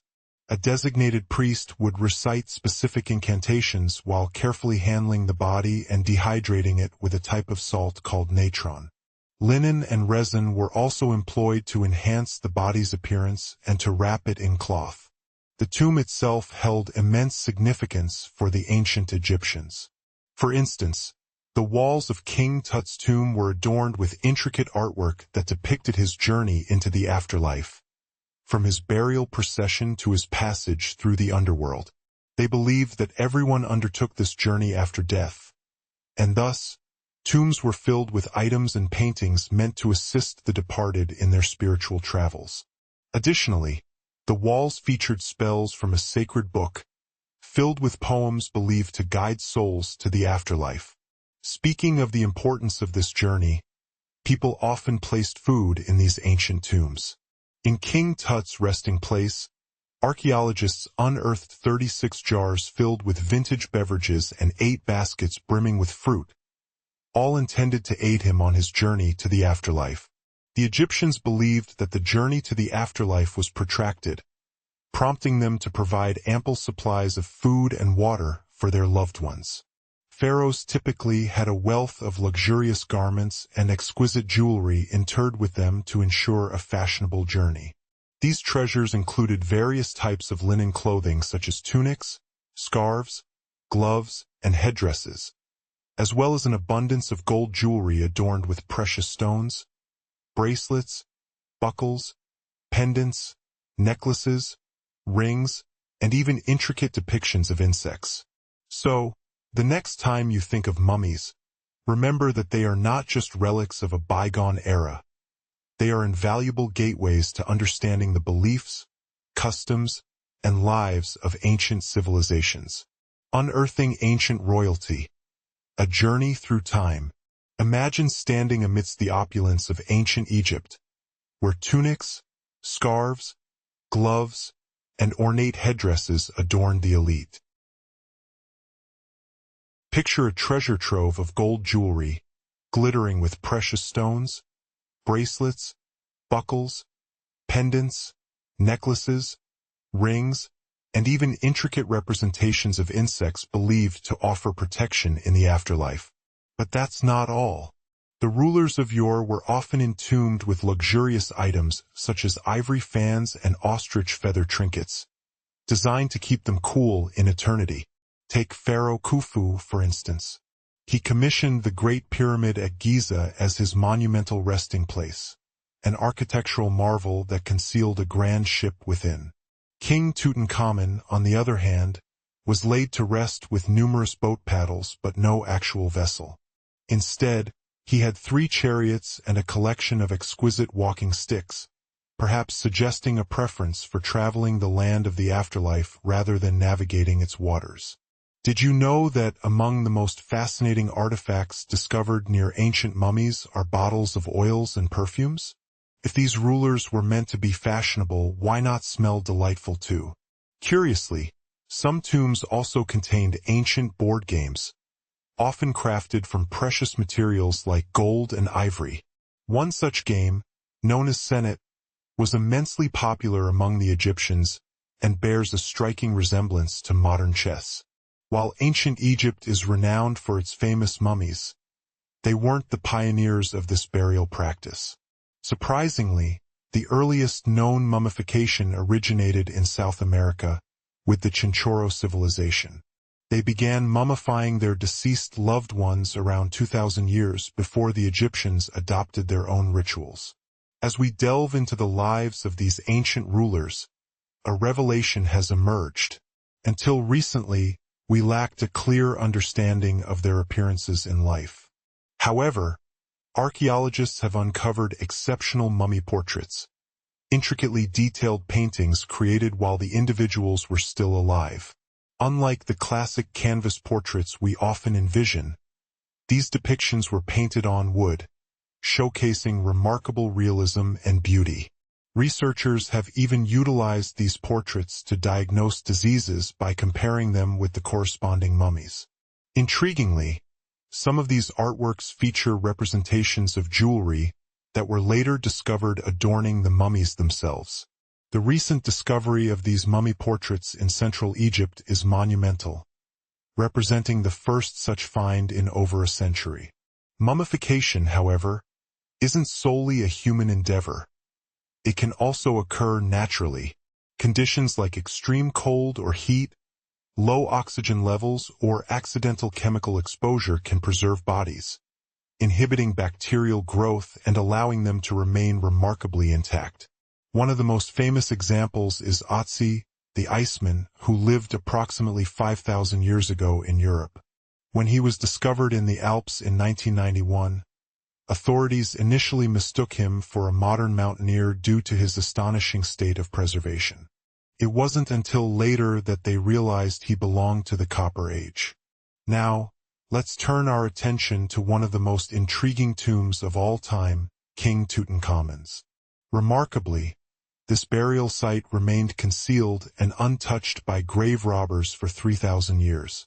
Its smaller size and location in the Valley of the Kings, an area already under extensive exploration, contributed to its secrecy.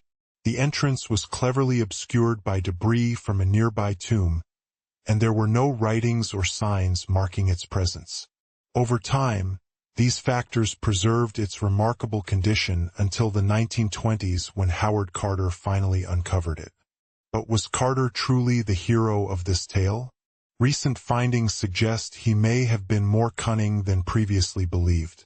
Once regarded merely as a glorified treasure hunter, contemporary perspectives paint him as a dedicated archaeologist. Prior to discovering King Tut's tomb, Carter had been on an unyielding quest for Egyptian artifacts, developing an early fascination with these ancient relics. After the momentous discovery, he dedicated a decade to cataloging and processing treasures from Tut's tomb, including golden thrones, chariots, and statues, shipping them along the Nile to the Egyptian Museum in Cairo. However, the story takes a twist. Recent revelations indicate that not all treasures made their way to the Egyptian authorities. A secret letter sent by Carter to Sir Alan Gardner, a philologist and friend, dated 1922, suggests a one for them, one for me policy regarding the treasures he discovered.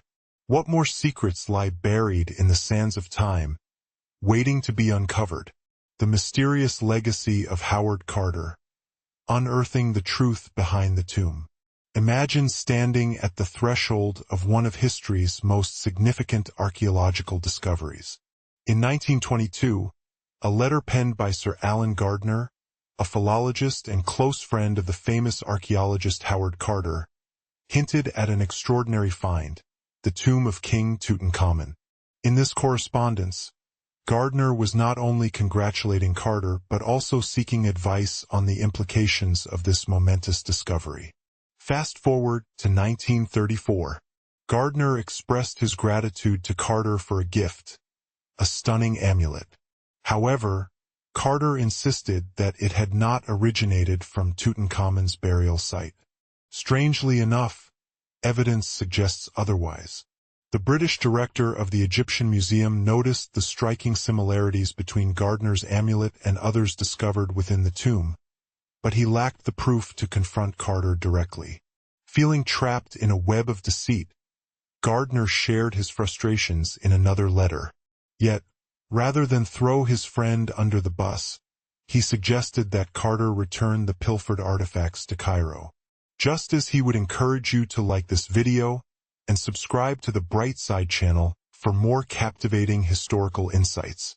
But this wasn't the only questionable behavior surrounding Carter's post-discovery actions.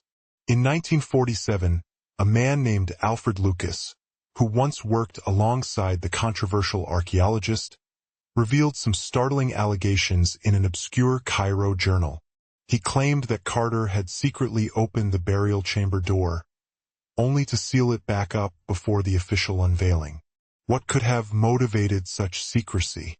The theory posits that Carter and his team may have breached the tomb early to acquire ancient treasures for themselves.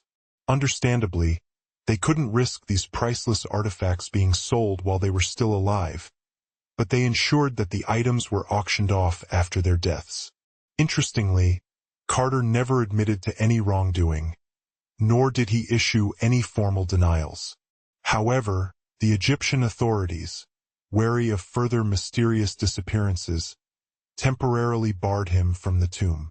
Some have linked these alleged thefts to the infamous curse of King Tut.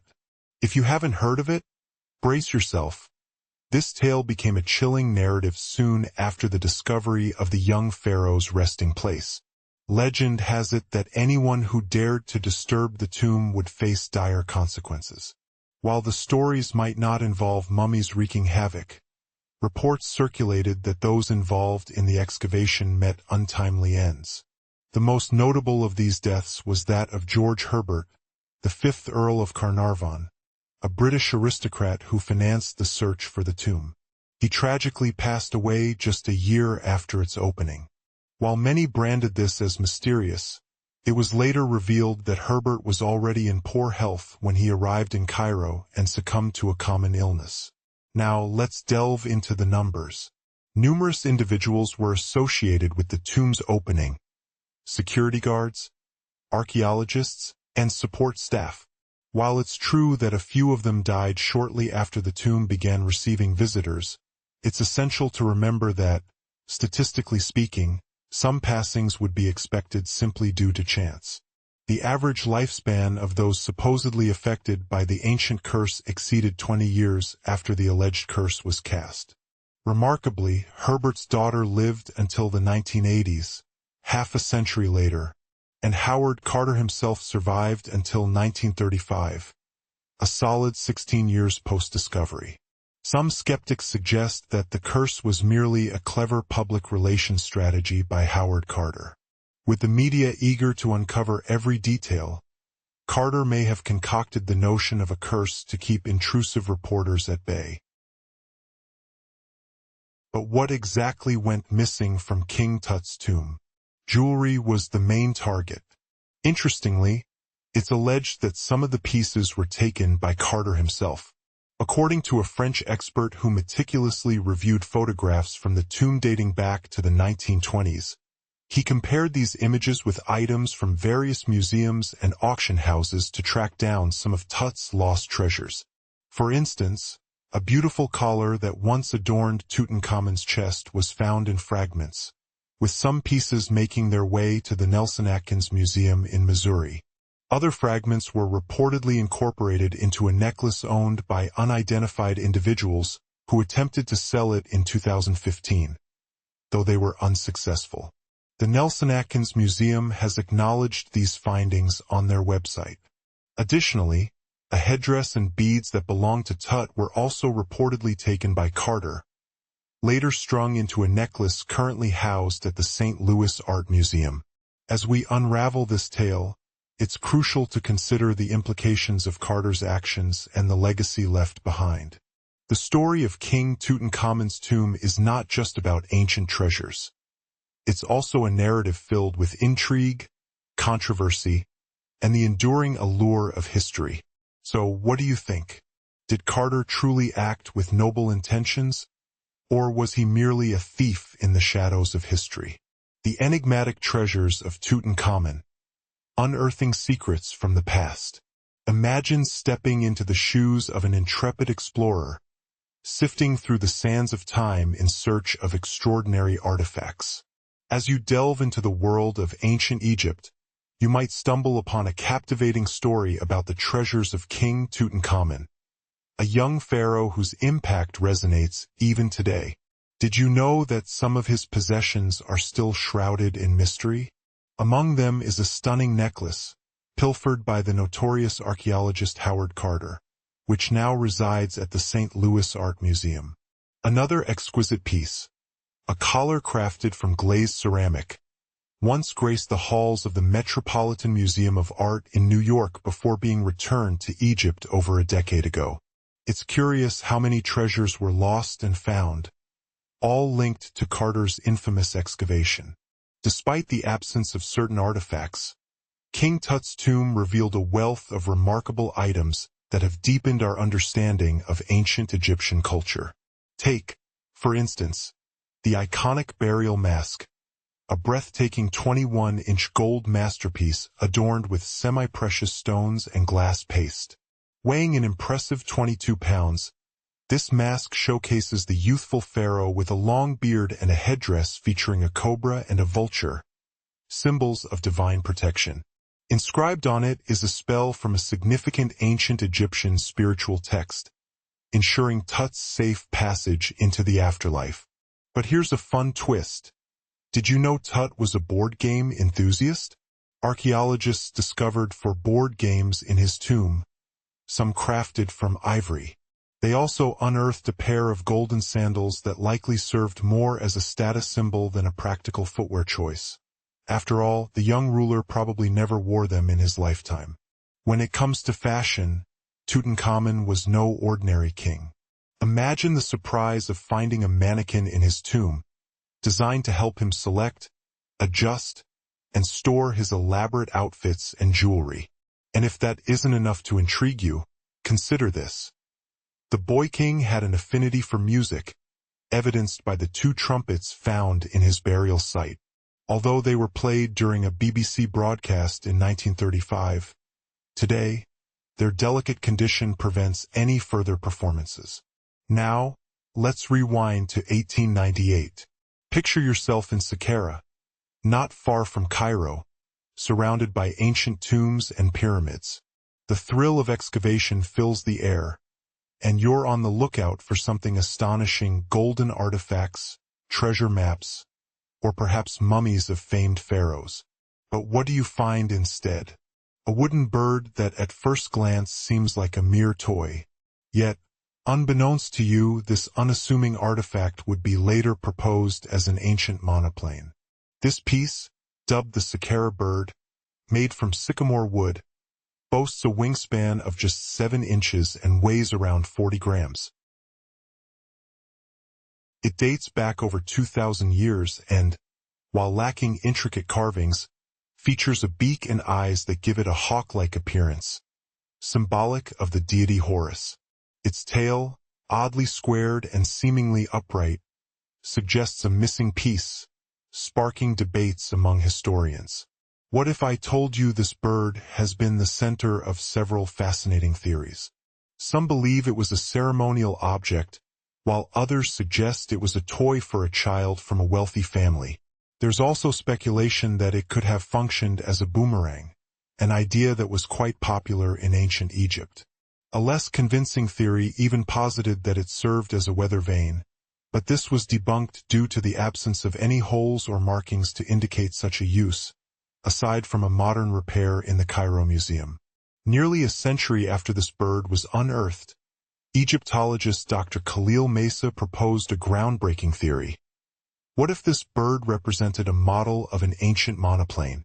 He argued that it was missing a horizontal tailplane and that its wings, set at a right angle, could have generated the aerodynamic lift needed for flight. Dr. Mesa also noted that it was common practice to place miniature models of technological innovations in tombs. Could the ancient Egyptians have invented the airplane in 200 BCE? If true, this revelation would certainly leave the Wright brothers, who made their first flight only in 1903, feeling quite disheartened. To settle the debate, testing the model would be essential, but the likelihood of the Cairo Museum allowing one of their cherished artifacts to fly is slim. Enter glider designer Martin Gregory, who constructed a replica out of balsa wood. His findings revealed that, even without the tailplane, the model wasn't particularly aerodynamic. But the story doesn't end there. The History Channel, intrigued by the possibilities, enlisted an aerodynamics expert to create yet another replica. This time, in weather conditions akin to those of ancient Egypt, the expert was astounded by the little plane's performance.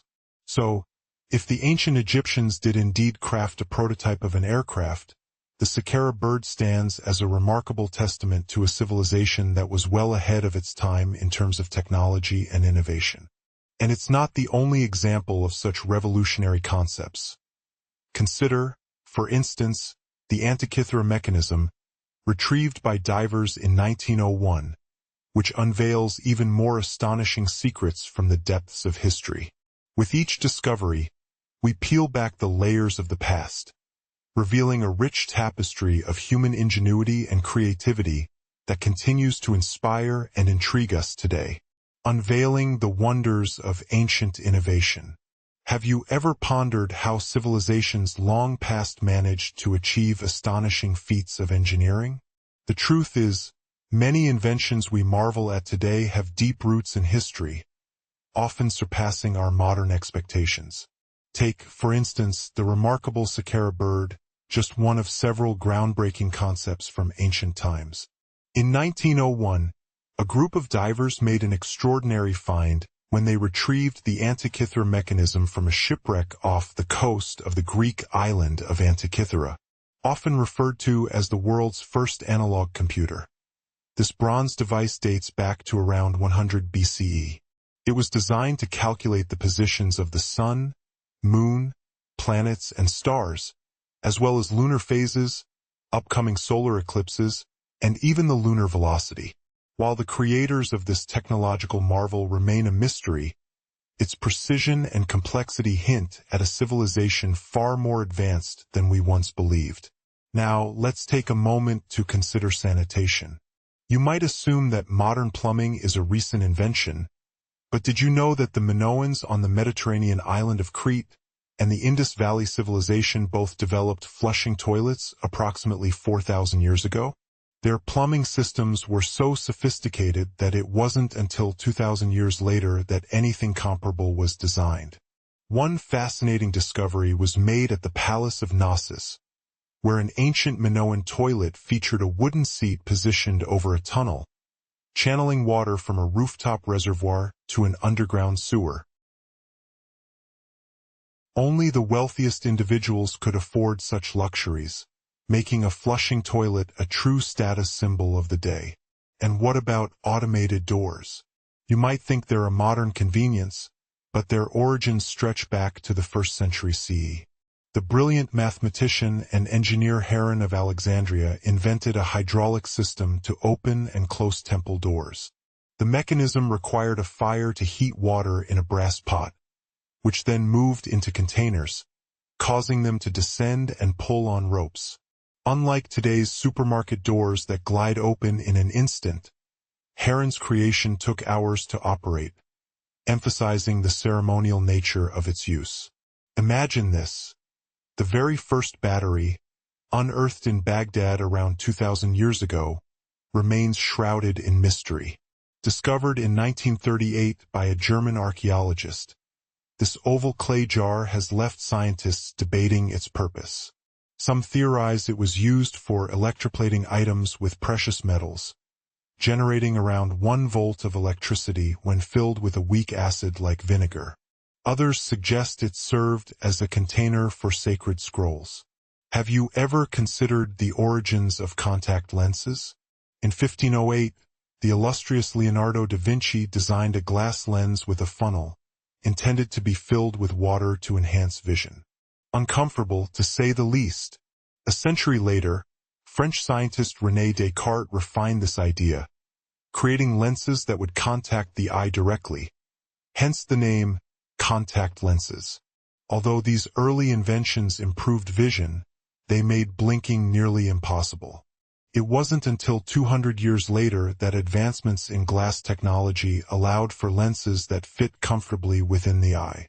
Fast forward to 1948, when an English optical technician accidentally sanded down a plastic lens, discovering that it could stay in place while only covering the cornea. Now, envision living in 19th century London and needing to send a message to New York. It would take about 10 days by ship, but in 1858, the delivery time was reduced to mere hours with the advent of the transatlantic telegraph cable. The first message, sent by Queen Victoria herself, marked a sensational leap in communication technology. Unfortunately, this groundbreaking invention only lasted a few weeks, with years passing before it was successfully revived. Consider the monumental endeavor of constructing a pyramid. Picture yourself alongside thousands of laborers, painstakingly moving millions of stone blocks without the aid of modern machinery, air conditioning, or even a reliable water supply in the sweltering heat. After decades of relentless work, the colossal structure stands before you, a testament to the unwavering dedication of countless individuals, representing a remarkable cultural legacy that would endure for millennia. Isn't it fascinating to reflect on these ancient innovations? They not only highlight the ingenuity of our ancestors, but also remind us that the spirit of invention is timeless. Unraveling the mysteries of pyramid construction. For countless decades, the construction of the pyramids has captivated our imaginations, and now that the monumental task is complete, we stand in awe of the immense effort exerted by thousands of workers. What we behold today is a colossal cultural icon of global significance, destined to endure for tens of thousands of years. Fast forward a few millennia, and here we are in the 21st century, gazing upon these magnificent structures, marveling at the fact that they were crafted by human hands. It's hard to fathom how such a feat could be accomplished, but let's delve into the intriguing possibilities. Did you know that the builders of the pyramids might have harnessed remarkable technologies that we can only speculate about today? From an outsider's perspective, the Great Pyramids appear to be mere triangular edifices of stone, seemingly constructed by stacking heavy blocks one atop another. However, upon closer inspection, the design reveals an almost impossibly perfect alignment. Each of the over 2 million blocks fits together so seamlessly that not even the thinnest piece of paper could be wedged between them. Yet, scientists remain puzzled about the exact methods employed in erecting these ancient marvels. Among these monumental structures, the Great Pyramid of Giza stands out as one of the largest and most renowned. This extraordinary construction harbors a significant secret. It was originally capped with a pyramidal stone known as the capstone. Crafted from granite and limestone and adorned with gold, this triangular block was meant to sit atop the Great Pyramid, forming a smaller pyramid on its peak. Despite extensive research, there is no solid evidence or ancient illustrations to confirm its existence at the apex of the Great Pyramid. Interestingly, the Red Pyramid, another ancient Egyptian structure built prior to the Great Pyramid, still retains its capstone, which archaeologists have unearthed and restored. But whatever happened to the capstone of the Great Pyramid? This remains an unsolved mystery. Some theories suggest that thieves may have pilfered it from the summit, or perhaps the capstone was simply pushed off. Given its undeniable value, it's plausible that it was the most coveted component of the pyramid. The specific purpose of this capstone continues to baffle many scientists and archaeologists. Some theorize that its golden surface reflected moonlight at night, illuminating the surrounding area, while during the day, sunlight would bounce off its shiny exterior, making the pyramid visible from great distances. It may have even served as a guiding beacon for lost travelers. The other stone blocks of the pyramid, primarily made of limestone, were skillfully polished in ancient times, allowing them to shimmer and reflect light.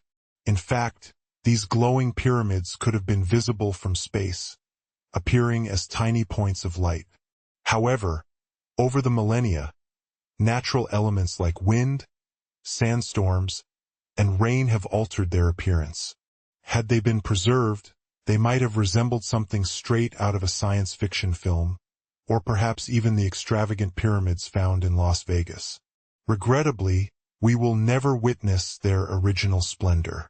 Some archaeologists entertain the notion that the capstone might have been designed to harness solar energy, distributing it throughout the pyramid. The exact reasons for this ancient technology remain elusive. A fascinating theory suggests that the pyramids were actually advanced energy systems, utilized by the pharaohs to leverage unique technologies that surpassed anything we have achieved in the 21st century. The triangular shape of the pyramids is thought to be ideal for amplifying electromagnetic energy. Theoretically, solar radiation or electromagnetic forces would accumulate at the apex, permeate the inner chambers, and flow down the walls to the base. To facilitate this, a perfectly smooth surface was essential, which explains why the stones were meticulously arranged to prevent even the slightest gap. Many proponents of this theory point to the use of limestone, a material believed capable of storing energy. Within the inner structure, granite deposits may have been used to induce air ionization, thereby generating an electrical charge. Additionally, channels were dug beneath the pyramid to facilitate the flow of water, enhancing electrical conductivity, while the gold capstone acted as a superb conductor. This combination could have created an immense power generator. Various cultures across the globe have reportedly utilized similar technologies to generate electricity, yet these ideas remain speculative. If such systems had indeed functioned, it's likely humanity would have harnessed them in modern times. As we explore ancient records, we encounter references to metallurgy, chemistry, engineering, physics, mathematics, and astronomy. However, most scientists remain skeptical of these claims. We are well aware of the developmental stages of technology across different cultures, and today's historians, scientists, and anthropologists can trace the evolution of modern devices. If ancient civilizations had indeed invented groundbreaking technologies, we would expect to find undeniable evidence of their existence. So, what if we could piece together the puzzle of the pyramids? The answers may lie hidden in the sands of time, waiting for the right moment to be uncovered. The enigmatic cultures of the 21st century. Have you ever wondered how technologies have evolved over time? Scientists, historians, and anthropologists are on a quest to trace the lineage of modern devices. Imagine if ancient civilizations had crafted technological inventions. Our world history might have unfolded quite differently. It's a thought that sends chills down the spine. What if a global catastrophe erased all traces of ancient achievements? Now, picture a group of people in 5,000 years unearthing a laptop. Would they even grasp the purpose of such a device? One of the most mysterious relics of the ancient world is the iconic statue of the Sphinx. Carved from a single massive block of limestone approximately 4,500 years ago, the exact origins and date of its construction remain shrouded in mystery. Who could have created such a monumental figure?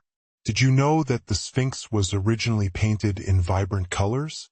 In its heyday, it dazzled onlookers, much like the Great Pyramids themselves. However, time has not only faded its appearance but also altered its name.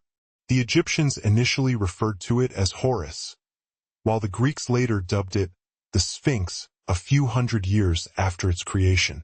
The Sphinx served to underscore the grandeur of Egyptian rulers, acting as a symbolic guardian of pharaohs' tombs and the paths leading to them.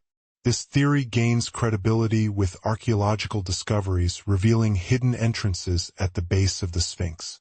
Could these secret passages and complex tunnels lead to underground chambers filled with treasures?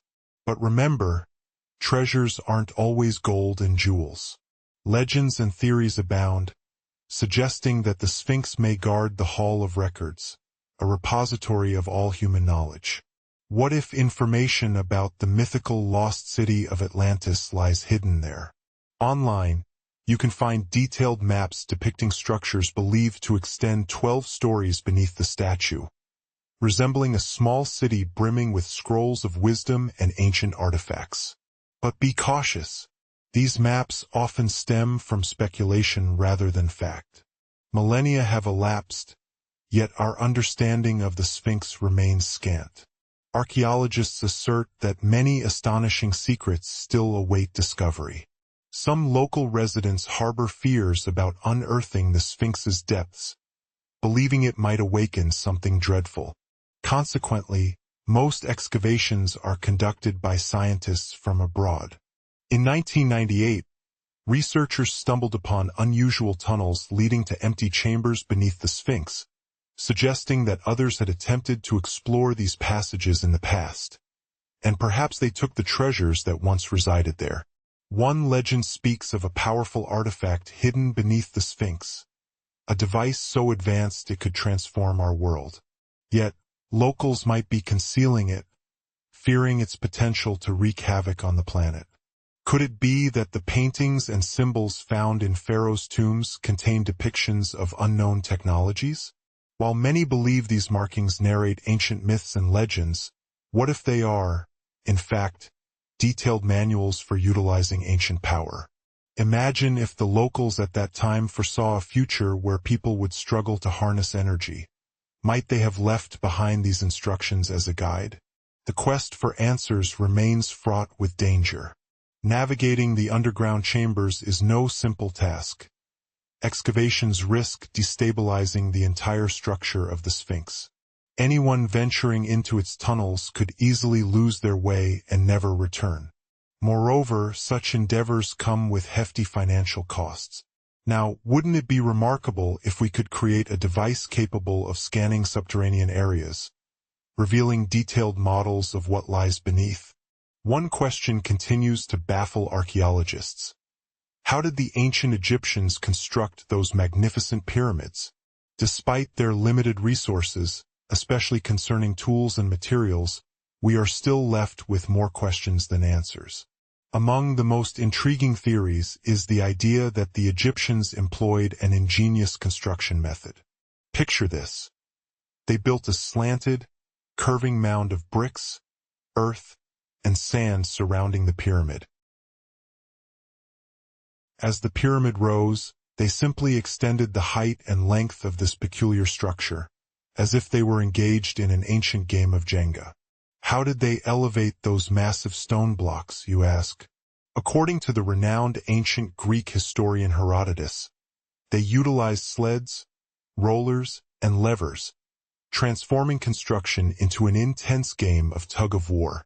Interestingly, Herodotus claimed that the Great Pyramid of Giza, the most iconic of them all, took a staggering 20 years to complete. And there's even more to uncover. The wonders of ancient Egypt, unraveling the mysteries behind their marvels. Did you know that the Great Pyramid of Giza, the ultimate icon of ancient architecture, took a staggering 20 years to construct? But that's just the beginning of the story. Historians have revealed that approximately 100,000 men were believed to have participated in this monumental project. You might wonder, did they recruit the entire population of Egypt? While it sounds far-fetched, there's a possibility that these workers were primarily farmers who shifted their focus to pyramid construction during the off-seasons, particularly during the annual flooding of the Nile. As the late 20th century unfolded, archaeological experts began to challenge the traditional narrative.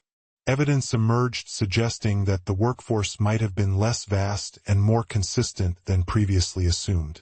Instead of a colossal army of 100,000 builders, it's proposed that a dedicated crew of around 20,000 laborers, supplemented by support staff like bakers, physicians, and spiritual guides, could have effectively accomplished the task. Intriguingly, Some theories even suggest that the pyramids may have been built from the top down. Imagine these colossal structures as isolated hills that served as quarries. Over time, skilled engineers could have transformed these natural formations into the iconic pyramids we recognize today.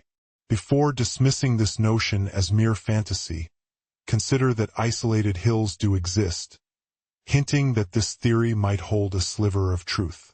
Whether through ingenious ramp constructions or clever scheduling, one thing is undeniable. The pyramids have left an indelible mark on history and continue to captivate our imaginations. Now, speaking of ancient Egyptian enigmas, there lies a colossal unfinished obelisk in Egypt, and scientists are racing to uncover the secrets of its creation. Some theorize that our industrious ancestors employed handheld pounders to shape it. However, one expert offers a different perspective.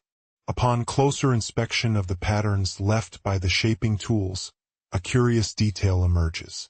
The walls of the trenches encircling the obelisk exhibit a remarkably even pattern, which seems unlikely if mere human hands were the only tool at work.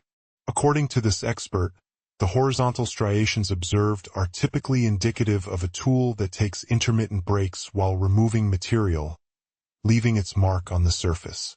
Imagine the tool rocking back and forth against the trench walls, efficiently clearing away debris to prevent the trench from narrowing. This suggests a level of technology that the dynastic Egyptians likely did not possess. Adding to our understanding, a renowned Egyptologist from the past discovered an array of core drills during his explorations. Although the actual drill bits are missing, his collection features remnants made from limestone, alabaster, and granite, revealing the sophistication of ancient Egyptian engineering. But that's not all. Egyptians were also the ingenious creators of the handheld mirror, a daily essential for many of us today. These mirrors were not just functional.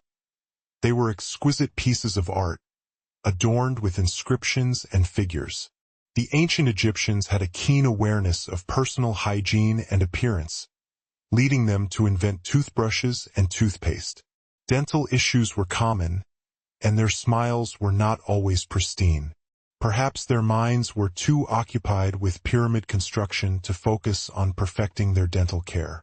One fascinating recipe for toothpaste included rock salt, mint, dried iris petals, and pepper.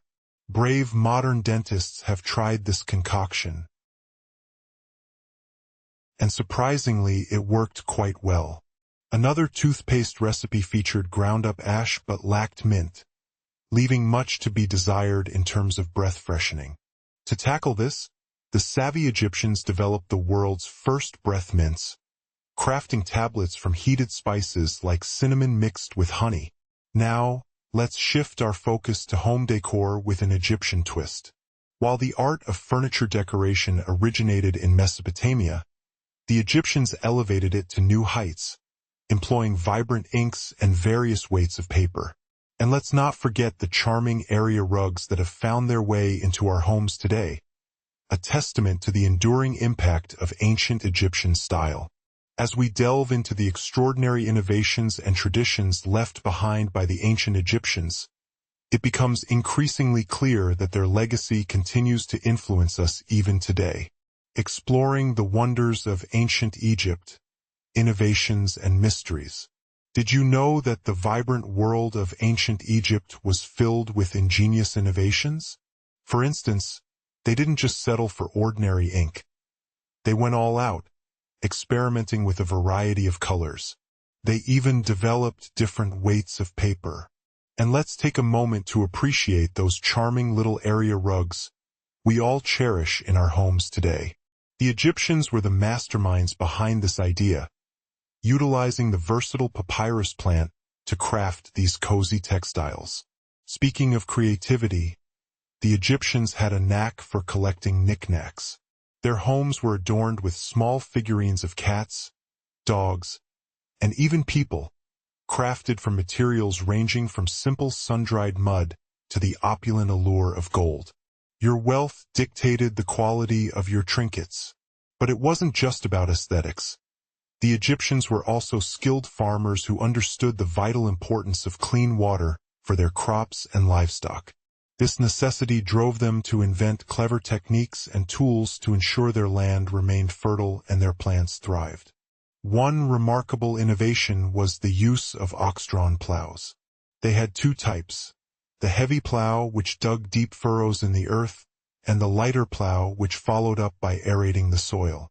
And that's not all. After plowing, the Egyptians would break up the clumps of soil and plant seeds, pressing them into the ground with the weight of their livestock. However, all this effort would be in vain if their seeds dried out like the sands of the Sahara. Enter irrigation, an area where the Egyptians truly excelled, so much so that cultures like the Greeks and Romans eagerly adopted their techniques. Now, let's shift our focus to the astounding architecture of ancient Egypt. These remarkable people were not only adept farmers. They were also architectural geniuses. They constructed elaborate canals to transport water to their fields and villages, showcasing their flair for aesthetics. Just imagine walking alongside a beautifully adorned canal. Ramses the Great was a true titan of construction, leaving behind incredible structures, one of which is the temple at Abu Simbel. This architectural marvel was designed so that twice a year, the sun would shine directly into it, illuminating the statues of Ramses. And we must not overlook the corbel arch, a pivotal development that allowed the Egyptians to erect incredible structures like the Great Pyramid. Thanks to their engineering prowess, they built grand halls and sanctuaries that would leave anyone in awe. Some of these temples even served as astronomical observatories. The Great Pyramid, in particular, was designed as the final resting place for the pharaoh Khufu. Legend has it that when French leader Napoleon ventured inside the Great Pyramid, he emerged looking shaken and pale, never divulging what he encountered within its walls. A mystery that has since haunted him for the rest of his life. As Napoleon stepped into the pyramid, he would have traversed a narrow, ascending passageway before reaching the great chamber, which was considerably taller and more spacious. Finally, he would arrive at the grand centerpiece, the king's chamber, lined with colossal granite blocks. Interestingly, it might not have appeared as lavish as one might expect. There were no hieroglyphics lining the walls, as the Egyptians began decorating burial chambers much later. Deep within the pyramid, pharaohs' tombs were typically filled with treasures, from gold nuggets to exquisite jewels. However, these riches were plundered long ago. The only remnants likely left behind would have been a massive sarcophagus that once held the king's mummy. Napoleon would have also passed by the queen's chamber, which, intriguingly, likely didn't house a queen, as pyramids were typically constructed for a single individual. Mysterious tunnels lead from this chamber, leaving experts puzzled about their purpose even to this day. But that's not the only eerie encounter Napoleon may have faced. Stories of ancient curses left by pharaohs on their pyramids trace back for centuries. Many pyramids bore inscriptions warning of terrifying consequences for those who dared enter and disturb the sanctity of the tombs. While we may never know the exact nature of what frightened Napoleon inside the Great Pyramid, we do have a clearer picture of what was discovered in the tomb of Tutankhamun. This young pharaoh ascended to the throne at a mere 8 or 9 years old, and when his tomb was unveiled, it was a cultural sensation, remarkably intact. His resting place is located in the Valley of the Kings in modern-day Luxor, Egypt. Unlike the Great Pyramid, Tutankhamun's tomb was adorned with beautiful wall decorations, showcasing the artistry of his time. In conclusion, the legacy of ancient Egypt is a tapestry of innovation, beauty, and mystery that continues to captivate our imaginations. Nestled in the Valley of Kings in modern-day Luxor, Egypt, lies the nearly untouched tomb of Tutankhamun. Unlike the Great Pyramid, Tutankhamun's burial site is adorned with exquisite wall art that narrates his journey to the afterlife through the underworld. Did you know that the ancient Egyptians believed everyone would embark on this significant journey? To ensure a smooth passage, they filled their tombs with a variety of objects and paintings meant to assist them along the way. Intriguingly, the walls were also inscribed with spells, which they thought would help souls transition to the next realm. The journey to the afterlife was perceived as lengthy, prompting the Egyptians to stock their pyramids with food. Tutankhamun's tomb alone contained 8 baskets of fruit, and to add to the surprise, archaeologists even discovered something called gingerbread fruit. His burial chambers were overflowing with furniture, statues, clothing, and an array of other items. Fashion was paramount for the ancient Egyptians. They wanted their ancestors to travel in style to the afterlife.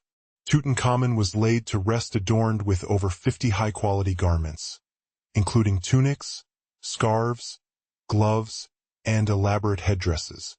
His treasure trove also featured an impressive collection of jewelry, bracelets, pendants, necklaces, rings, and scarabs, all crafted from gold or precious stones.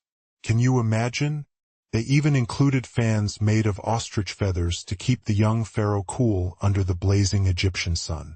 Remarkably, the temperature inside the pyramids never exceeded 68 degrees Fahrenheit, thanks to an ancient air conditioning system that still baffles experts today. Tutankhamun's pyramid housed 130 walking sticks fashioned from ebony, ivory, silver, and gold, designed to aid him on his journey. Hidden within were 3 chariots, presumably for when he grew weary of walking, and 11 boat paddles, though intriguingly, no boat was ever found.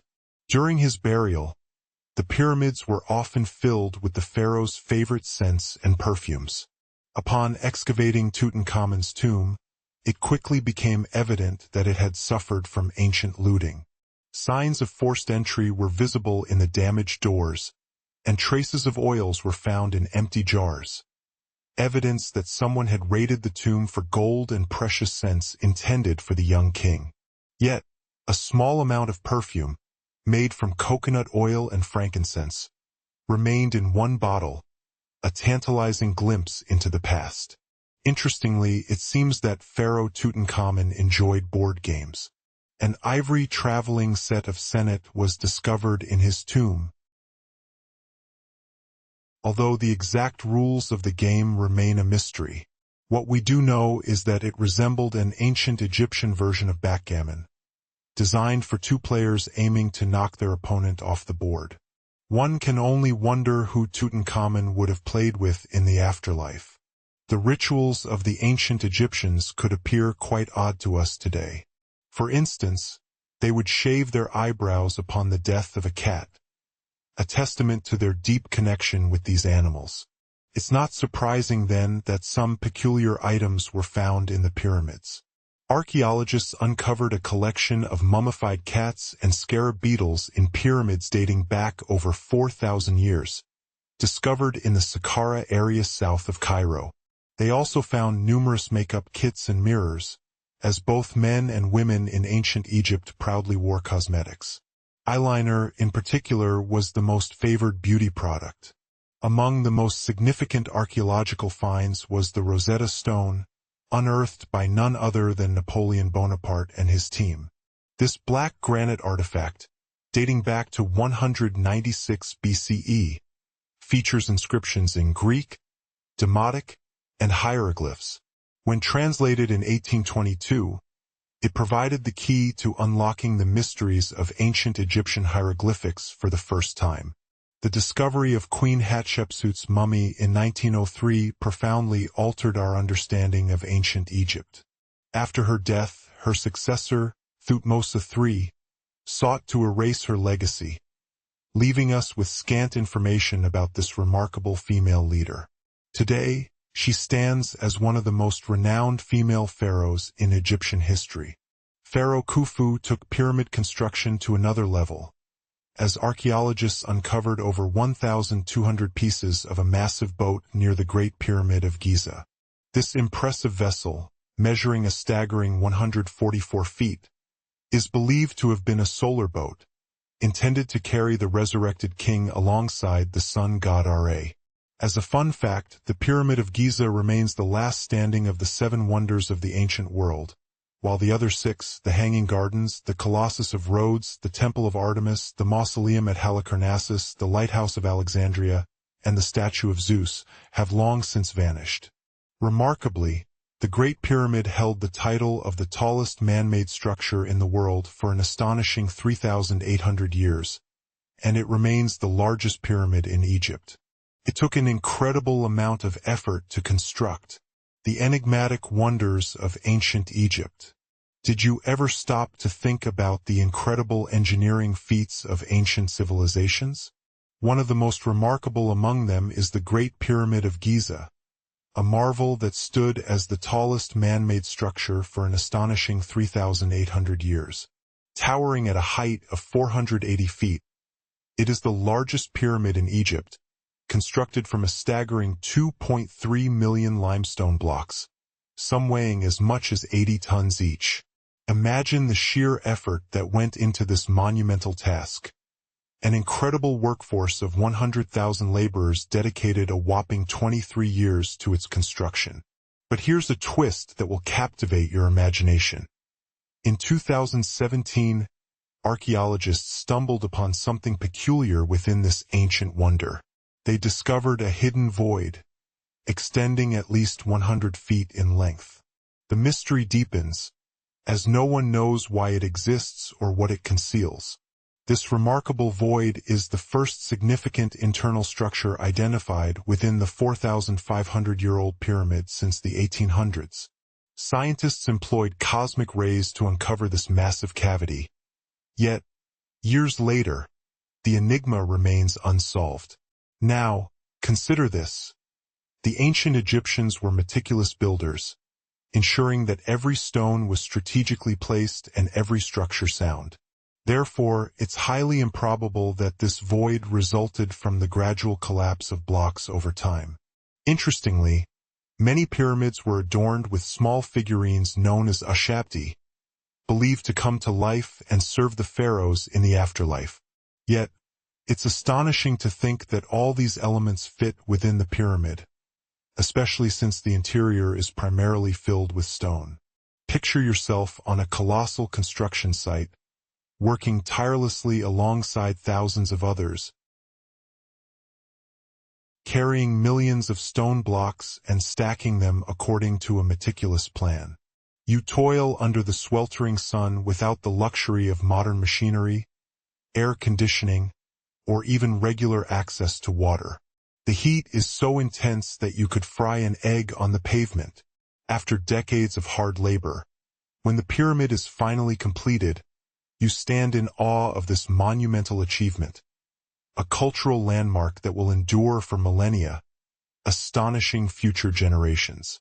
Fast forward a few millennia to the 21st century, where people gaze at the pyramids in disbelief, marveling at human ingenuity. Interestingly, those who constructed these pyramids would likely not have understood such admiration. Yet, there are compelling reasons to believe that they employed extraordinary technology in their building efforts. From the outside, the Great Pyramid appears to be merely a massive triangular stone structure, but the precision of its design is almost too perfect to be mere coincidence. Comprising over 2 million precisely fitted blocks, the stones are so closely aligned that not even a thin sheet of paper could fit between them. Despite countless studies, the exact technology used to erect these incredible structures remains a mystery. Among the most renowned is the Great Pyramid of Giza, which harbors a significant secret. It was originally topped with a capstone, known as a pyramidon, a smaller triangular block made of granite and limestone, once covered in gold. While there are no historical records or illustrations confirming the presence of this capstone atop the Great Pyramid, another ancient structure, the Red Pyramid, has preserved its own capstone, which archaeologists have successfully reconstructed. So where could the capstone of the Great Pyramid have gone? This question continues to baffle experts. Some theorize that thieves may have climbed to the apex and removed it, as it likely represented the most valuable component of the pyramid. The capstone's function remains a subject of debate among scholars. Some suggest that it served to glorify the pharaohs, reflecting moonlight at night to illuminate the surroundings. By day, its shiny surface would reflect sunlight, making the pyramid a beacon for lost travelers. Interestingly, the other blocks of the pyramid were also crafted from polished limestone, giving them a brilliant sheen. Once upon a time, these blocks might have appeared to glow, visible even from space. However, over thousands of years, the elements, winds, sandstorms, and rain, have altered their appearance. Had they been preserved, they might have resembled something out of a science fiction film rather than the weathered structures we see today. Some scientists and archaeologists speculate that the capstone could have absorbed solar energy and distributed it throughout the pyramid. Although the precise purpose of this technology remains unclear, the theory persists that the pyramids may have served as ancient energy sources. So, what do you think? Could these wonders of the ancient world hold secrets far beyond what we've uncovered? The mystery of the Great Pyramid continues to intrigue and inspire, beckoning us to explore its hidden depths. Did you know that the ancient Egyptians may have harnessed the sun's energy in a way that remains a mystery to us today? There's a fascinating theory suggesting that the pyramids functioned as sophisticated energy systems, with the pharaoh utilizing this energy for technologies that could rival those of the 21st century. The triangular design of these monumental structures was believed to be ideal for amplifying electromagnetic energy. Imagine this. Solar radiation and electromagnetic forces might have accumulated at the apex of the pyramid, cascading down into its inner chambers and flowing down the walls to the base. Any imperfections in the surface could disrupt this energy flow, which is why the builders ensured the blocks were laid with such precision that not even a needle or razor blade could fit between them. Many proponents of this theory point to the use of limestone in the pyramids. This remarkable material is thought to have the ability to store energy. Inside, granite deposits may have been strategically placed to facilitate air ionization, effectively generating an electric charge. Additionally, channels were excavated beneath the pyramids to allow water to conduct electricity, while a gold capstone, an excellent conductor, was placed on top. This combination could potentially transform the pyramids into colossal power generators. Around the world, various cultures have employed similar technologies to produce electricity, but these remain speculative ideas. If these ancient energy systems had truly functioned, one might wonder why humanity hasn't capitalized on such innovations today. Interestingly, ancient texts allude to fields such as metallurgy, chemistry, engineering, physics, mathematics, and astronomy. Yet many modern scientists remain skeptical of these claims. We are well aware of the evolution of technology through different civilizations, and contemporary scientists, historians, and anthropologists can trace the lineage of current devices. If ancient societies had indeed developed advanced technologies, our understanding of history would be vastly different. Consider this: if a global catastrophe were to erase our achievements, future generations might unearth a laptop in 5,000 years and be utterly perplexed by its purpose. Another captivating enigma of ancient Egypt is the Sphinx, a monumental statue carved from a singular massive block of limestone. This masterpiece invites not only awe but also countless questions about the skills and knowledge of its creators. Imagine standing before one of the most enigmatic structures of the ancient world, the Great Sphinx of Egypt. This colossal statue, carved from a single gigantic block of limestone, has captivated the minds of historians and archaeologists for approximately 4,500 years. Yet, here's the mystery. Despite extensive study, the exact date of its creation and the identity of its creators remain shrouded in uncertainty. Did you know that the Sphinx was once a riot of color? Yes, in its early days, it was adorned with vibrant hues, making it a dazzling sight, much like the Great Pyramids that surround it. Over the centuries, however, time has not only faded its colors but has also transformed its name.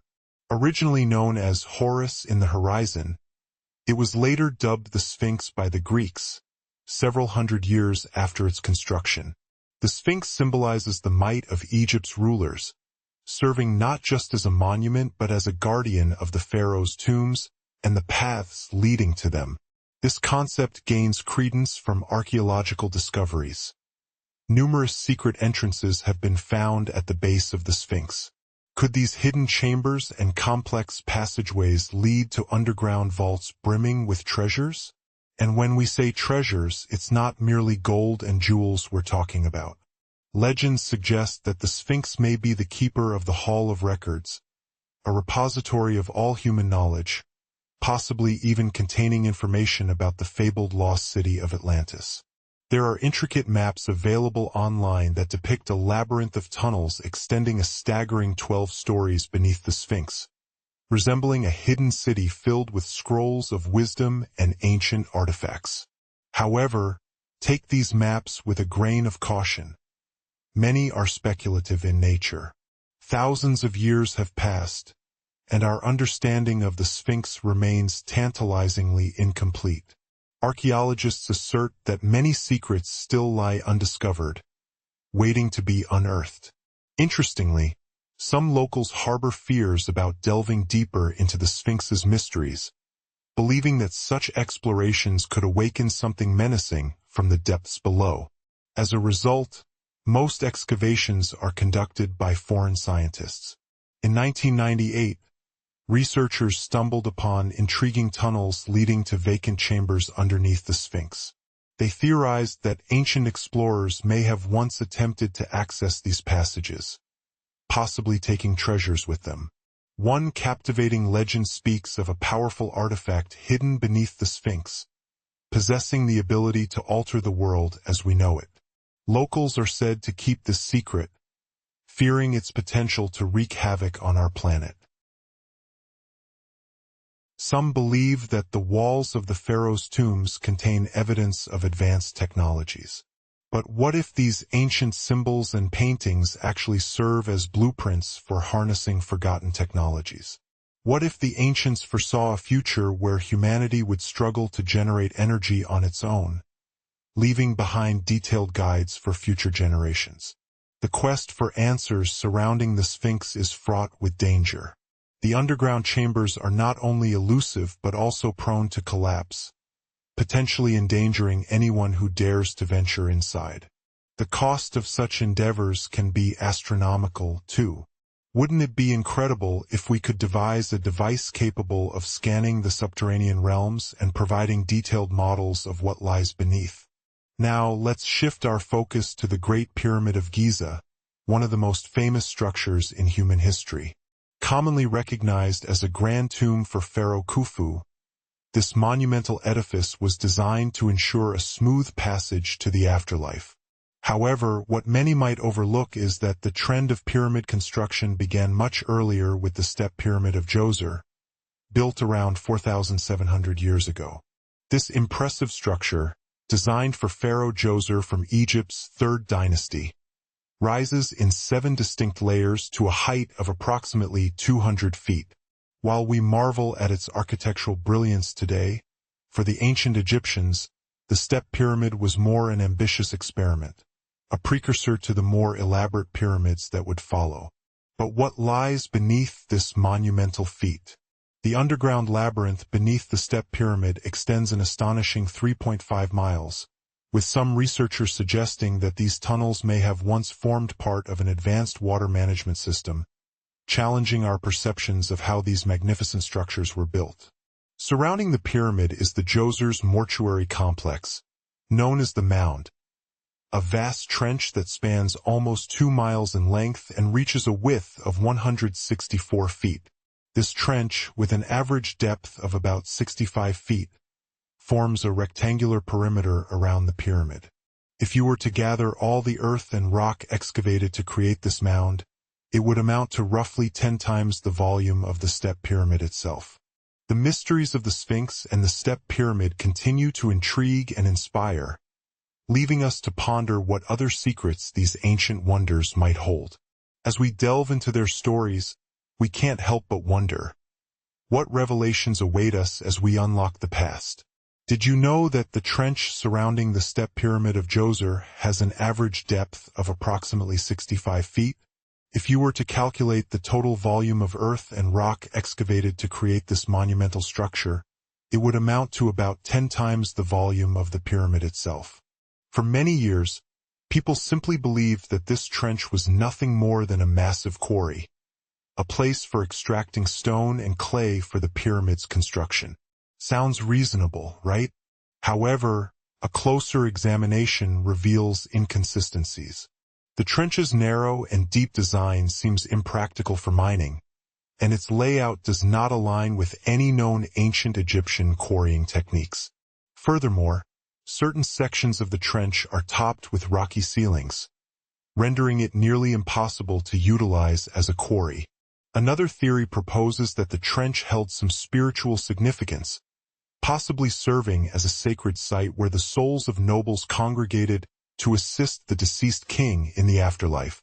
There are even niches in the trench walls that hint at this spiritual purpose. However, most researchers believe this idea likely emerged long after the complex was constructed. So, what was the real purpose of this trench? In 2020, a researcher put forth a fascinating hypothesis. What if this trench was actually designed to collect and manage water, particularly following heavy rainfalls? This theory makes sense considering the trench's location, which is in an area that could easily flood from runoff water originating from nearby plains. This could also clarify why the trench was not used for burials until much later, when the climate shifted to a drier state, reducing the likelihood of flooding. The plot thickens as it appears this trench might be a component of a larger, more intricate hydraulic system within the Djoser complex. It seems as though the trench is divided into several compartments, meticulously carved from rock and linked by tunnels. These compartments likely played a role in a water treatment system, allowing water to flow from one section to another, becoming progressively cleaner along its journey. Now, here's where it gets really interesting. Researchers suggest that the Djoser complex contains a series of underground shafts, and that water from this deep trench could have powered a hydraulic lift system. Imagine a colossal water-powered elevator used to raise the massive stones necessary for constructing the pyramid.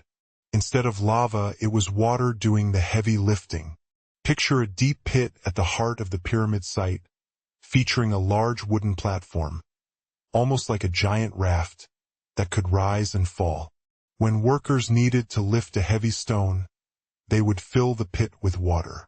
As the water level rose, the wooden platform would float upward, carrying the stone along with it. Once the stone reached the desired height, workers would slide it off the platform and onto the pyramid. The concept is that water from the deep trench, after being filtered and cleansed, would flow into these shafts. A massive float, possibly crafted from wood, would rise as water filled the shaft, lifting the stones precisely to where they were needed for construction. Once the stone was in position, they would release the water, lowering the platform back down, ready to lift the next stone. This sophisticated hydraulic lift system may have revolutionized the construction process, making it significantly faster and more efficient without needing a large workforce.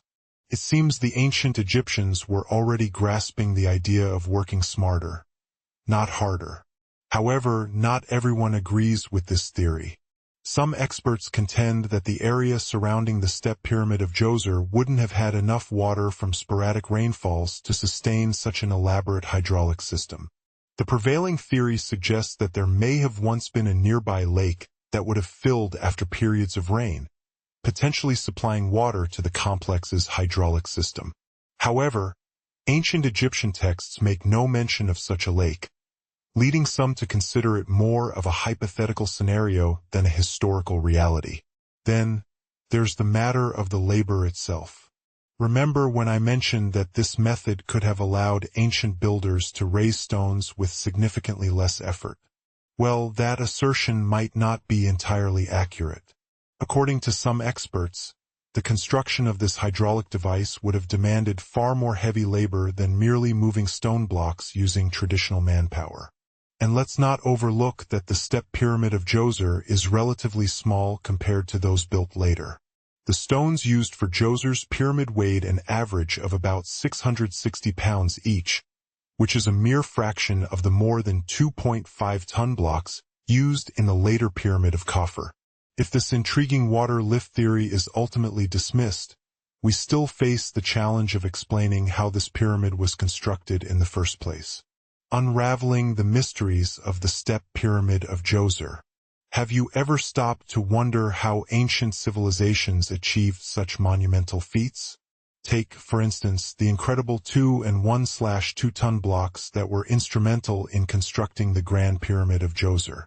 If the intriguing theory of a cool water lift gets dismissed, we still face the challenge of explaining the construction of this architectural marvel. To truly grasp the ingenuity behind its creation, we must take a step back and explore the original vision. Initially, the goal wasn't to build a pyramid at all. The plan was to design a simple mastaba.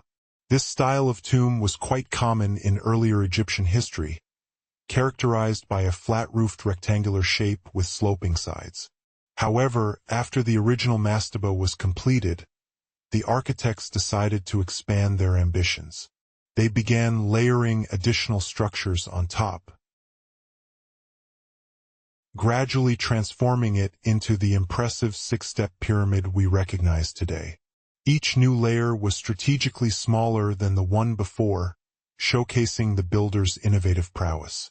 What's fascinating is that they likely employed ramps to lift those massive stones into place, rather than relying on a water-powered elevator.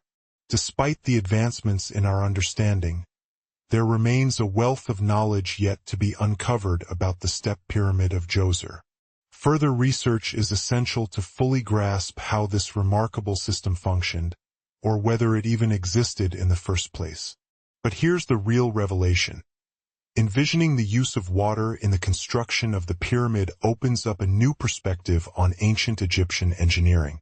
It serves as a powerful reminder of the remarkable intelligence and resourcefulness of these builders, who harnessed the natural landscape and the force of water to create one of history's most iconic monuments. Imagine standing in their shoes, facing the challenges of their time, and finding innovative solutions to bring their grand vision to life.